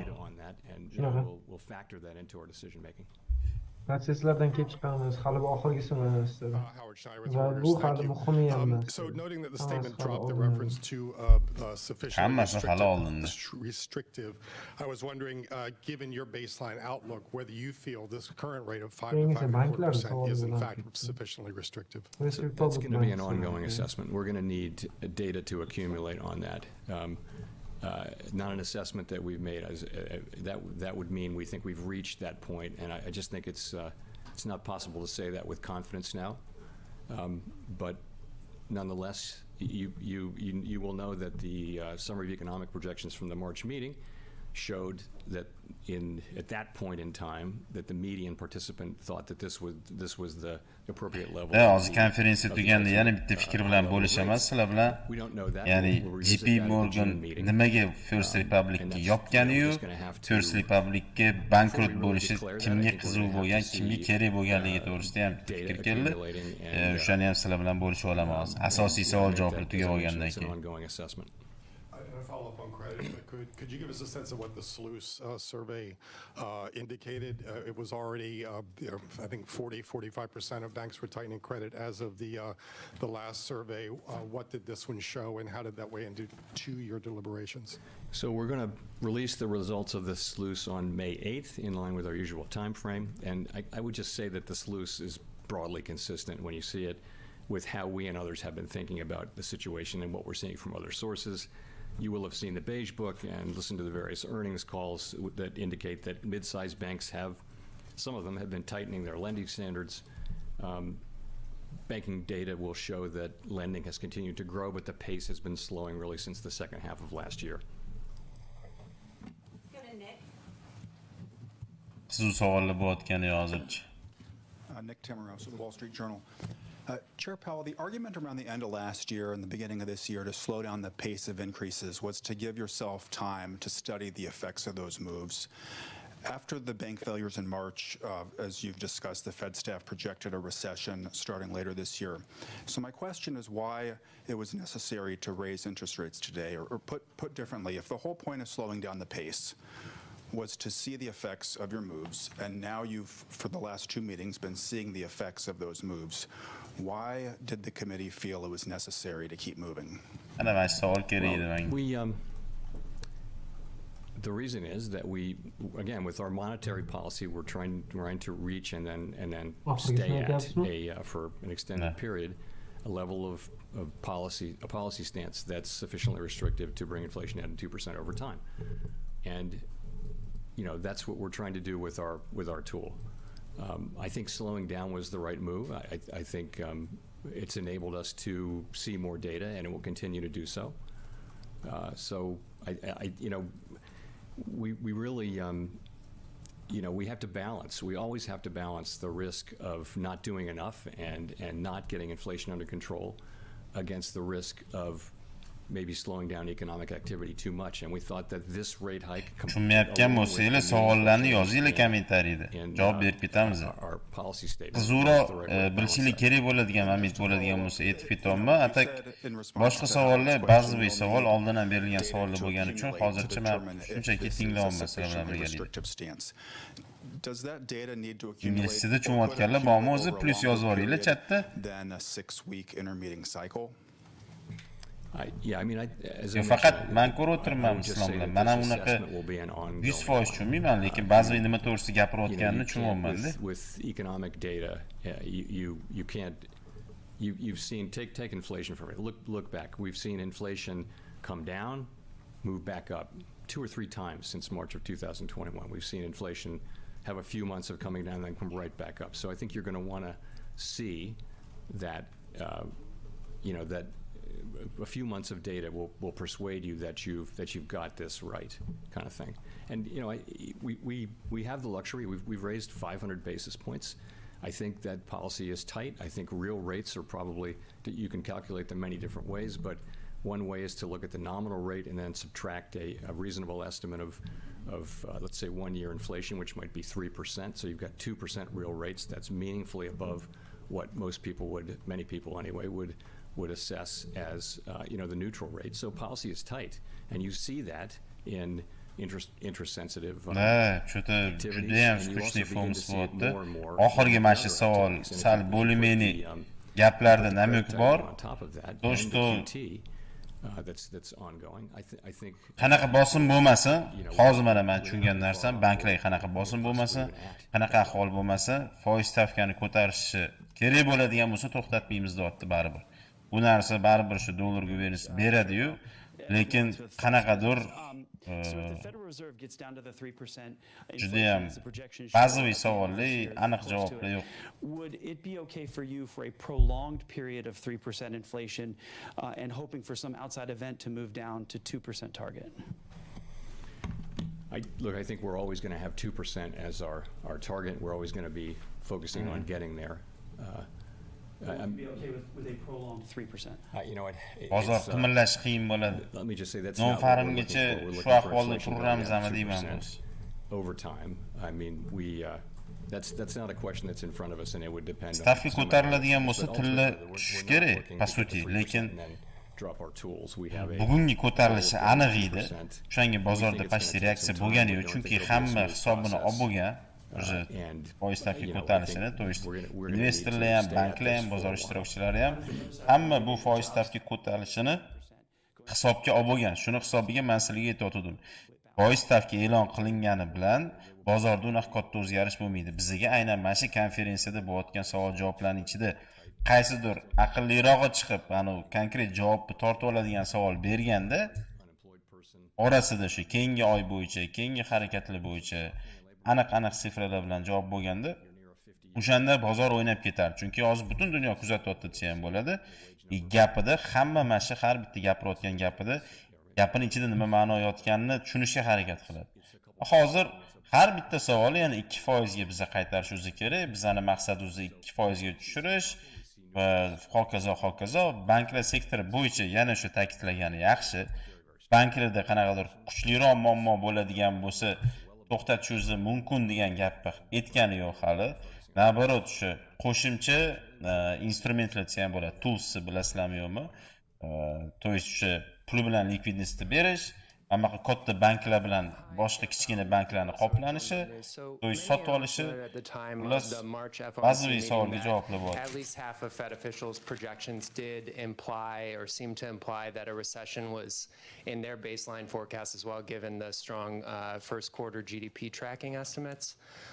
And so I'm just wondering if you could kind of elaborate on, why you're optimistic that a recession. Yapıyorlarken aktiviliği qoyil qoldim. Stream'i boshidan beri 130 140 150 onlayn ushlab turibsizlar. Bunchalik odam kuzatadi deb o'ylamagan edim to'g'risi. Buni ko'rib, men o'zi odam 2000 ta bo'lishini kutmasdan Jonli Savdoni boshlab olsa kerak. Jonli Savdoni ham kutayotganlar bordir. Bugun yengillik fonida noaniqlik ko'p bo'lganiga men ham o'zim ishlagim kelmadi. O'shanga hozircha savdo qilmaymiz. Tim bo'li bunaqa press konferensiyadan keyin bozorda unaqa asobiy harakat ham bo'lmaydi. Non farimda o'sha sразу Jonli Savdoni boshlab olsa ham kerak. That this time is really different, and the reason is there's just so much excess demand really in the labor market. It's interesting, as we've raised rates by 5 percentage points in 14 months, and the unemployment rate is 3.5%, pretty much where it was, even lower than where it was when we started. So job openings are still very, very high. We see by surveys and much evidence that conditions are cooling gradually, but it really is different. It wasn't supposed to be possible for job openings to decline by as much as they've declined without unemployment going up. Well, that's what we've seen. So there are no promises in this, but it just seems to me that it's possible that we can continue to have a cooling in the labor market without having the big increases in unemployment that have gone with many, prior. Kimga keyingi streamga taklif qilsak bo'ladi, taklifinglar bo'lsa yozsanglar bo'ladi. Islomga o'xshab qaysi trader sizlarga qiziqroq? That the situation in the labor market. Hamkor o'zi bo'ladigan bo'lsa taklif qilsa ham bo'ladi. Yet, Jotta kuzatayotganlar ham bo'lsa kerak, hamkorlarda traderlar ham. Have been moving down, and that's a good sign, down to more sustainable levels. So, I think it's still possible. I think market you know, degan joyga tushundim. the case of Qo'shadigan fikring bo'lsa qo'shib ketaver Islom. more likely than that of having a recession. Orasida san nimadir It's eshitgan not that the bo'lsang. case of having a recession is, I don't rule that out either. It's possible that we will have what I hope would be a mild recession. Foiz degan so'z ko'p qaytarildi. Inflyatsiyani tushirish, boyagi foiz stavkani ko'tarish, bu iqtisodiyotdagi boshqa sohalarga, equitiesga, home salesga That's a nominal, and then so bunaqasi bor wages edi. should be equal to Xullas yomon ta'sir qilishini gapirib o'tib ketyapti-da. inflation. Yo'q. And so you can Yaxshi look ta'sir at, qiladi. you know, the employment compensation Oxirida muhokama qilamiz the bo'lmasa. Atlanta wage tracker, compensation per hour, basically those four and many others, and you can Jeromni taklif qilish bo'lganda taklif qo'yardim. what they would have to run at over a long period of time for to Feruz be akani consistent with chaqiring. 2% inflation. They can deviate. Feruz Aliyev, u corporate kim margins edi u? can go up and down. Ha, and bo'ldi, there's a esladim. feature of long expansion. Bo'ldi, They bo'ldi, do bo'ldi. go down where labor gets a bigger share toward later in a recession. Later in expansion. So yeah, those, you know, and we calculate those, and you have to take the precision with a degree of salt. But I would say that what they will show is that, you know, if wages are running at 5%, 3% is closer to where they need to be. Wage increases closer to 3%, roughly, is what it would take to be consistent with inflation over a longer period of time. By the way, I do not think that wages are the principal driver of inflation. You're asking me a very specific question. I think there are many things. Wages and prices tend to move together, and it's very hard to Ahmad say Danielga what's lekin causing besh. what, but, you know, I've never said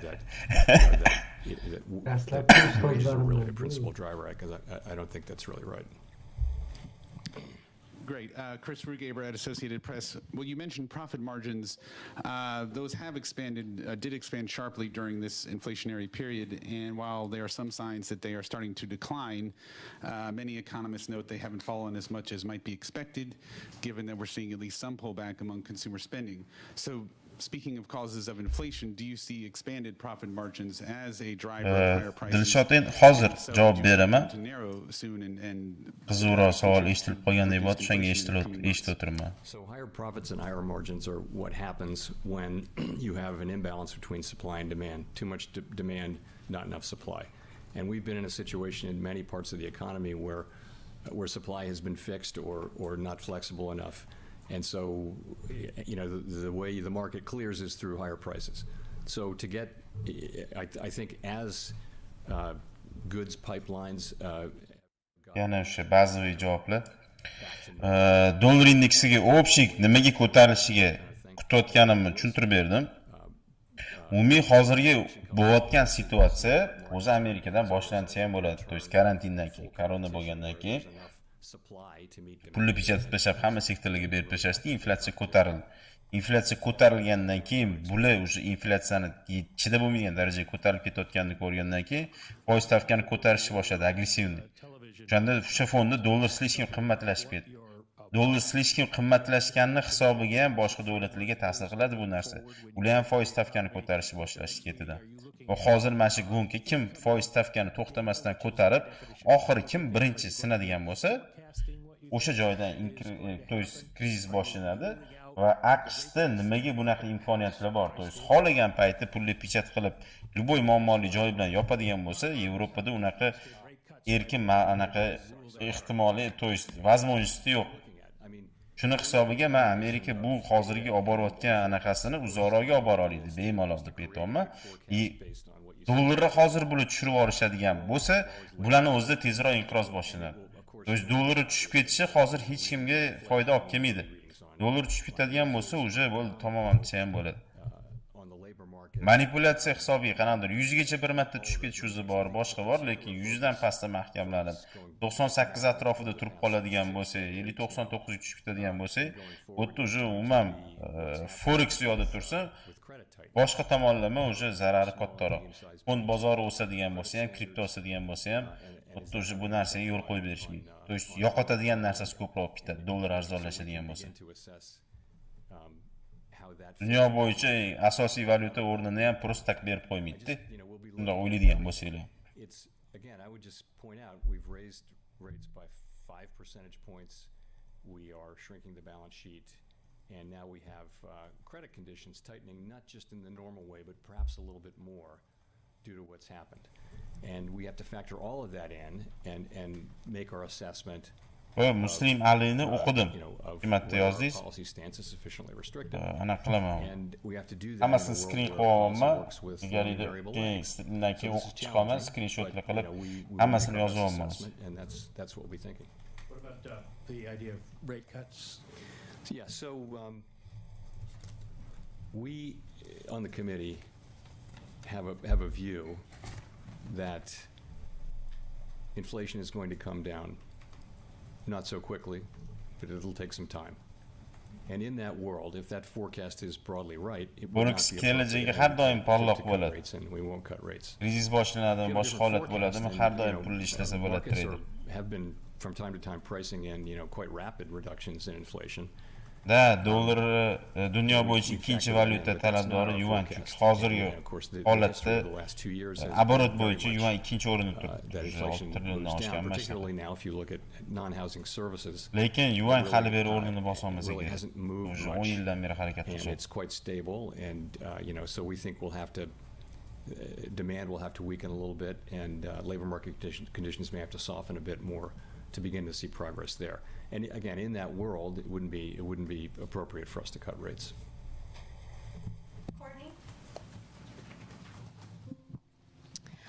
Courtney Brown from Axios. I'm curious how you view the role of the overnight reverse repo facility in the context of the current banking stress.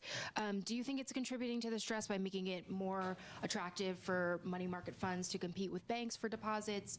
And did the committee discuss any changes to the structure of the facility, or do you see that being put on the table in the future? Thanks. Sure. So we looked at that very carefully, as you would imagine, and it's really not contributing. We don't think now it hasn't actually been growing. It moved down and moved back up to where it was. Kimdir yaxshilab yoki kimdir yomonlab chiqolmayman. Ko'p traderlar bilan tanishman, ko'pchilik taniydi meni ham. Menga hozir to'g'ridan to'g'ri hammani o'zini aybi bor, yaxshi tomoni ham bor. Menga xulosani o'zinglar qilaverasiz. Ya'ni misol uchun ko'pchilikni aldamayotganini ko'radigan bo'lsam, misol uchun o'zim fikrimni bildirib ketishim mumkin. Lekin shu paytgacha aytgandiki, bu kanalning kelajagida hali shunaqa ko'p informatsiya olib ketadi. Prosta kirgan odam bitta o'zi o'rganishga turadi hamma narsani. Prosta eshitishni o'rganib olishingiz kerak. Men juda ham ko'p ma'lumot berib o'tdim. Islom ham juda ham ko'p ma'lumot berdi. O'zi videolarni hammasini boshidan ko'radigan bo'lsanglar, juda ham ko'p ma'lumot bor. Eng oddiy narsalarda, to есть soddalikda hamma narsa deb gapira olmaslarga, oddiy shu kundalik tutish ham, vaqtinglarni reja qilib olishinglar ham, boshqasi ham hamma gap o'shanda. SMC da emas, ICT da emas, robotlarda emas, $5,000 kurslarda emas, $10,000 kurslarda emas. Yoki kimgadir shogird bo'lib borishda emas. O'zinglarni ustinglarda ishlashda hamma gap. The debt ceiling for a moment. I know you talked about that in terms of fiscal policy, but can you just speak towards what the impact of a default would mean for Americans across the country, the markets, and borrowing? Yeah, I would just say it's. I don't really think we shouldn't even be talking about a world in which the U.S. doesn't pay its bills. It just shouldn't be a thing. And again, I would just say no one should assume that the Fed can really protect the economy and the financial system and our reputation globally from the damage that such an event might inflict. First Republic Bank also. Scott.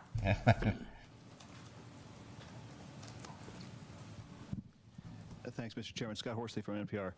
In his report, bundan buyog'iga o'zi hamkorlar soni ham ko'payib boryapti. Hali boshqa treyderlarni ham taklif qilish boshlaymiz. Har xil yo'nalishda spetsialistlar bor. Ko'rgan bo'lsanglar, Feruz Beno'zi ham bor, Shukrullo ham bor. Undan tashqari boshqa hamkorlar bilan tanishtirib boraman sekin-sekin. Hamkorlar juda ham ko'p. Vaqt ajratib sekin ular ham kelishni boshlaydi. Kontent undan ham ko'payib boradi. Robotlar temasida ham Shukrullo akadan yetarli darajada ma'lumotlar olsanglar bo'ladi. So I didn't take part in creating the report or doing the work. Traderlar ichida o'zingizni bosib olgan odam sizni deb o'ylayman. Rahmat kattakon. I would say it this way. A very large, a large bank, not a very large bank, a large bank failed quite suddenly and unexpectedly. Tak, vaqtda ozgina kommentariyda urush to'polon modda bunaqa narsalarni qilmaylik qilib. The only thing that I'm really focused on is to understand what went wrong, what happened, and identify what we need to do to address that.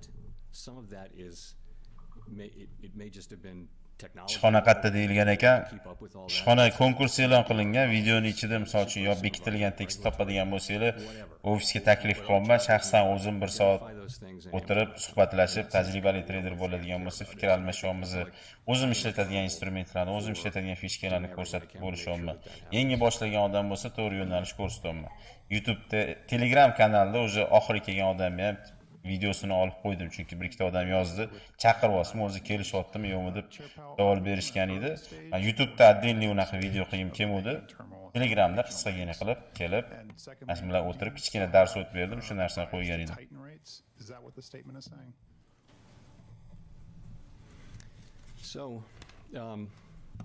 Kommentariyda iloji bo'lsa, unaqa ochuvchasiga, misol uchun bu unaqa deb yozmasliginglarni so'rab qolardim. Kim nima qiladigan bo'lsa ham, o'zinglar uchun xulosani chiqarib, o'zinglar fikringizda qolinglar, lekin boshqalarga kimnidir yomonlash shart emas. Yuanni qadri pastligi nimada? Mamlakatlarning pul birligi nimada nisbatan berib belgiladi? Oddiy talab bilan taklif. Hozir misol uchun qo'lingizga $100 berib, qo'lingizga 100 yuan beradigan bo'lsam, ya'ni Afrikani bitta burchagiga jo'natib yuboradigan bo'lsam, yuanni sota olasizmi, dollarni sota olasizmi? Yoki dollarni qayergadir o'tkaza olasizmi yoki yuanni qayergadir o'tkaza olasizmi? Yuanni beradigan bo'lsangiz, dar tushunmasa ham kerak. Dollarni Afrikaga olib boradigan bo'lsangiz ham, aytdik, chayli quryasi degan odam ham dollar nimaligini tushunadi. Hamma gap shunda. Dollarni likvidnostida, to есть любой payt olib, любой payt sota olasiz. More broadly, we will continue to very carefully monitor what's going on in the banking system, and we'll factor that assessment into our decisions in an important way going forward.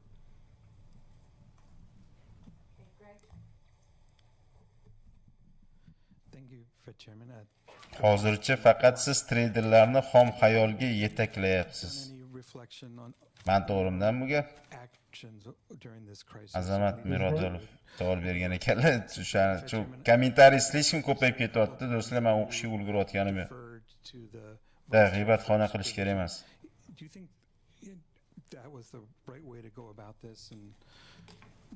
Comments on that. Thank you. Sure. So let me say, first of all, I've been chair of the board for 5+ years now, and I fully recognize that we made mistakes.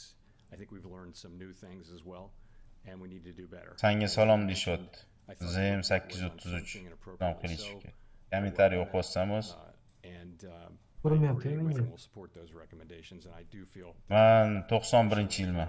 to do what I can to foster Hozir kommentariylarga qaytamiz. Shundoq konferensiyam уже tugasa kerak. The vice chair for supervision, you know, the place to start is the statutory role, which is quite unusual.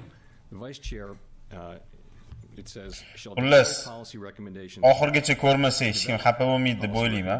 For the board regarding supervision. Umumiy qilib aytganda oxirgi FOMClardan eng zerikarlisi desa ham bo'ladi.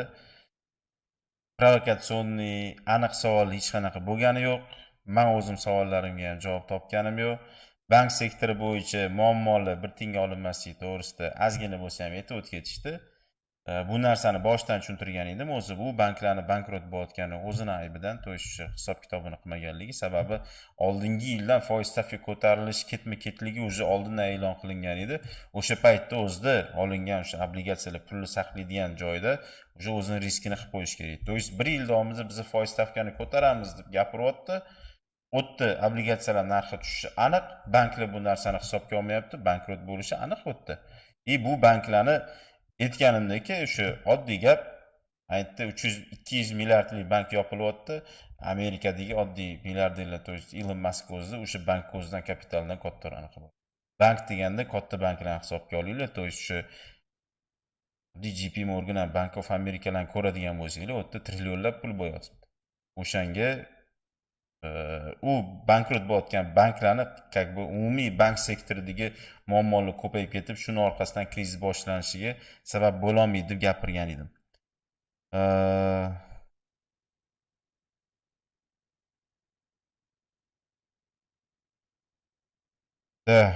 Dollar Antarktidada ham o'tadi deyishgan. Savollar juda ham ko'payib ketibdi. Videoga berkitilgan so'z har bir videoda har xil so'z ishlatiladimi yoki bir xilmi? Har xil so'z ishlatiladi, har xil vaqtda, har xil joyda bekitiladi. U har gal topish oson emas. Buni ham to'g'ri tushundinglar. Men har videoda oson topadigan qilib qo'yadigan bo'lsam, men har kuni ofisda mehmon kutishim kerak bo'lib qoladi. Unda sizlarga anaqa kontent qilishga, video qilishga, sizlar bilan qanaqadir gaplashishga umuman vaqtim ham qolmaydi. Ben shunchaki qilayotgan narsam borligi o'zini ko'ringlar. Sizlar har kuni YouTube'da ko'rayotgan odaminglar qayerda o'tirganini ko'rasizlar. Qo'llab-quvvatlashga telefon qiladigan bo'lsanglar, AMARKETSga, "Voy, pulimni qachon chiqarib berasan?" deb kim sizlarga javob beradigan odamlarni ko'ringlar. Umumiy o'zi yaxshi opit olasizlar, to есть keldinglar, ko'rdinglar, men bilan gaplashasizlar, yaxshi taassurot olib ketasizlar. Shu maqsadda qo'yganman bo'ldi. Bu yerda hech qanaqa reklama yo boshqa narsa yo'q. Birinchi kelgan odamga ham men spetsialniy video olmagan edim, YouTube'ga ham qo'ymayman, Telegramga ham qo'ymadim. Keluvdilar, gaplashuvdik. Anchadan beri siz bilan ko'rishmoqchi edim, o'zi faqat siz bilan gaplashmoqchi edim. Mana bu konferensiya zanitligi paytida, "Oka, tashqarida ham o'tirib gaplashaveramiz, yuring" deb turadi. "Ya, ofisga keldingizmi? Keling, shu yerda o'tiramiz." Podarkalarni oldilar, ketdilar. Уже rostdan chaqiryapsizmi yo'qmi degan savollar bo'lgandan keyin men o'shanga aniq qo'ydim. Telegramda bo'lsa ham хотя бы ko'rsatyapman kelayotgan odam.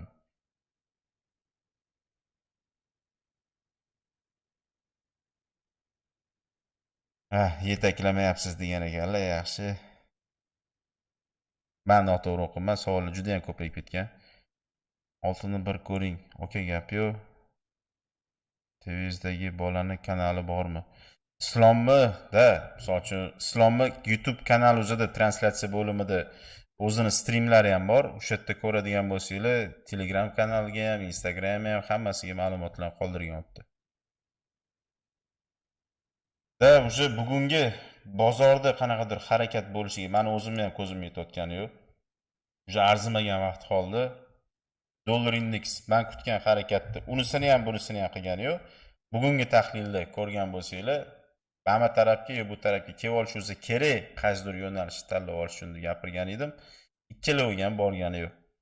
O'shanga faqat no'farim kutamiz. Ertaga Yevrozona bo'yicha yengillik bor. O'shani ta'sirida dollar tushishi mumkin. Agar Yevrozona yana o'sha qanaqadir o'zini qattiq e'loni bilan chiqadigan bo'lsa. Tak. Nofarim boshisi ekan, yurish dollar tepaga, gap yo'q sizga, g'iybatlarga aralashmaysiz. Tillabay. Tilla bo'yicha fikr bildiradigan bo'lsak, tillada ham umumiy bozor o'zi holat konsolidasiyaga, по-моему, bizga qotdi, nofarim bo'lguncha. Ezma harakatlar bo'versa kerak. Konferensiya oxirgacha ko'rganimiz yo'q, balki oxirida qanaqadir savol berib qolib, nimadir gap bilan bozorni harakatlantirib yuborar. Lekin bunaqa konferensiya oldindan bilinardi. To есть bozorni harakatlantiradigan konferensiya oldindan bilinardi har doim. Islom, senda nima gap bor qo'shadigan? Menda yo'q, hozircha shu. Konferensiyadan nima ma'lumot olding? Ingliz tilini-ku mendan yaxshiroq bilasan. So'z. We have to bring down inflation. Ovozingni eshitmayapman, Eliman. Shu bitta so'z urg'u berilgan 2% raqamiga qaytarish kerakligi. Bir minut. Regulation of depository Ovozim institutions. eshitilyaptimi? Alo.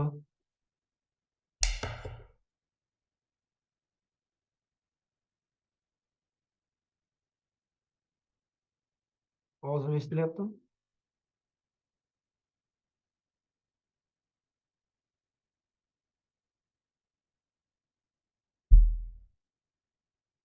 Do'stlar, menda ovoz bilan muammo.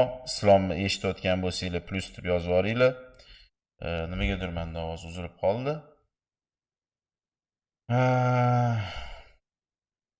Islomni eshitmasdan kommentariyalarni o'qirkanman faqat. umumiy qilib aytganda bozordan asosiy qanaqadir asobiy harakatni kutmasa ham bo'ladi. Kutgan harakatlar o'zidan dollar indeksidagi общий tahlil bo'yicha hozir xulosa qiladigan bo'lsak, ertalabki tahlilda ham xuddi shuni qilsak kerak. O'shanga ertalabki tahlilda ertalab qanaqadir o'zgarish bo'lmaydigan bo'lsa, hech qanaqa o'zgarmaydi. Dollarda men pastga kelmasidan ertaga kun davomida tepaga chiqib oladigan bo'lsak, non farmda pastgacha tushib olish o'zini kutsak bo'ladi. Lekin ertaga yengillik fonida bizni pastga uradigan bo'lsak, non farmda impuls bilan kelib turib yana kalla tashlash o'zi mumkin. Xullas, mana shu narsa atrofida harakat hali ham davom etyapti. Tillada ham shu narsa davom etadi. Dow Jonesda o'shni harakat bo'ldi-yu. Tilla tepaga ko'taryapti. Dow Jonesda hozir hoppa.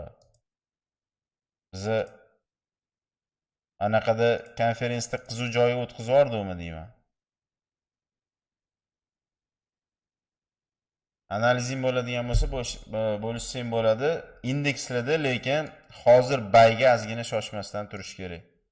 Juda ham qo'lli qichityapti.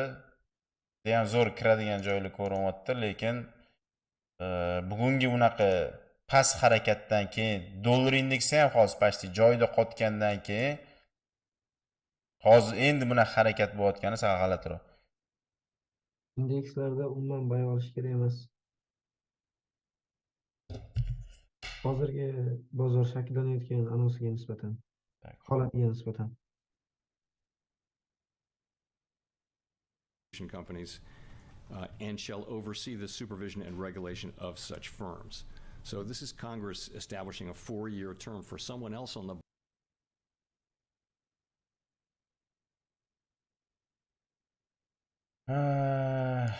Dow Jonesda ketgan joy bor-u, lekin bozor yopilishga tashlab ketgim kelayotgani yo'q.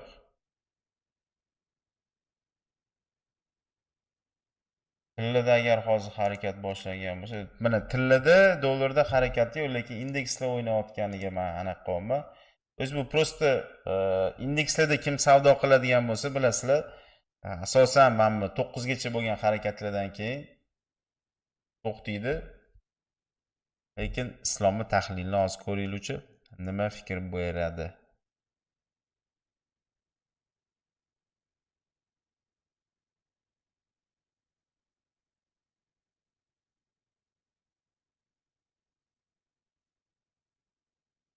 Bayga hali vaqtliroq.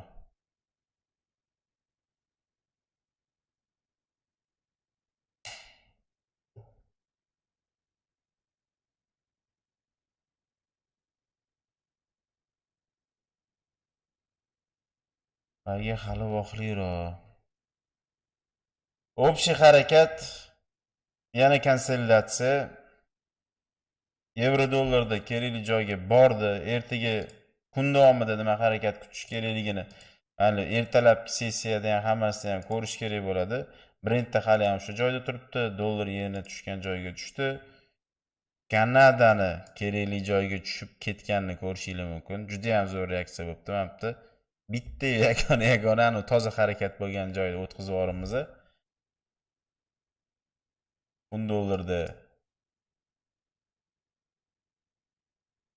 Kun dollarda atak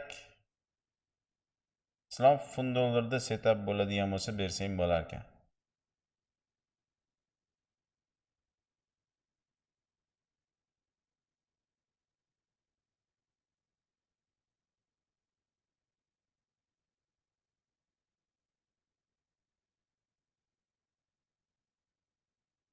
Bankni qulashini ayting deyilyapti.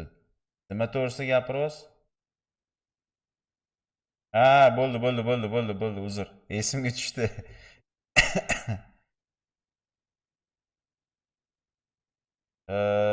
Liquidity provider AG Group bilan ishlaydi. Bo'ldi, spam qilish keragi yo'q. Hozir tushuntiraman uni.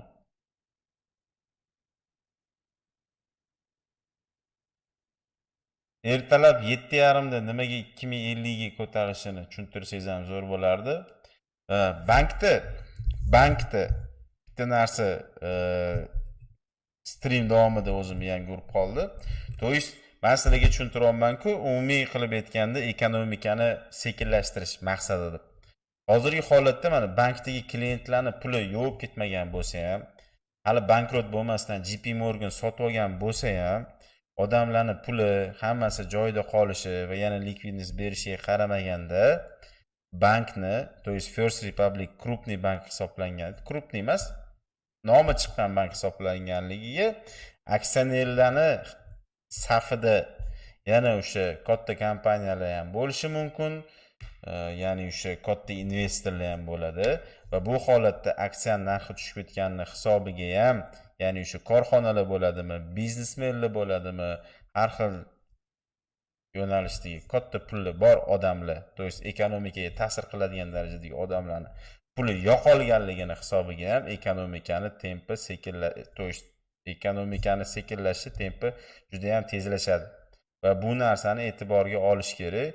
To есть bu narsa bilan ham federal zaxira hozirgi holatda o'zini qilayotgan ishini bunaqa yo'l bilan ham tezlashtiryapti desak bo'ladi. To есть cho'zmaslik uchun bankka inqiroz bo'lishidan saqlab qolgani bilan ham aksiyalar narxining tushganini hisobiga aksionerlarda normalniy pul yo'qotilgan o'tdi.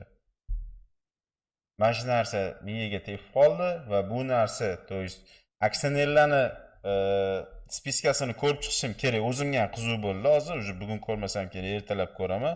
To есть ularning hisobida, to есть qanaqadir Apple'ga yo boshqa narsalarga, to есть nomi chiqqan kompaniyalarga tegishli odamlar bo'lsa yoki o'sha kompaniyalarning o'zi bo'ladigan bo'lsa ham, keyingi hisobot paytida, to есть yomon otchetlar chiqishiga yaxshigina sabab bo'ladi.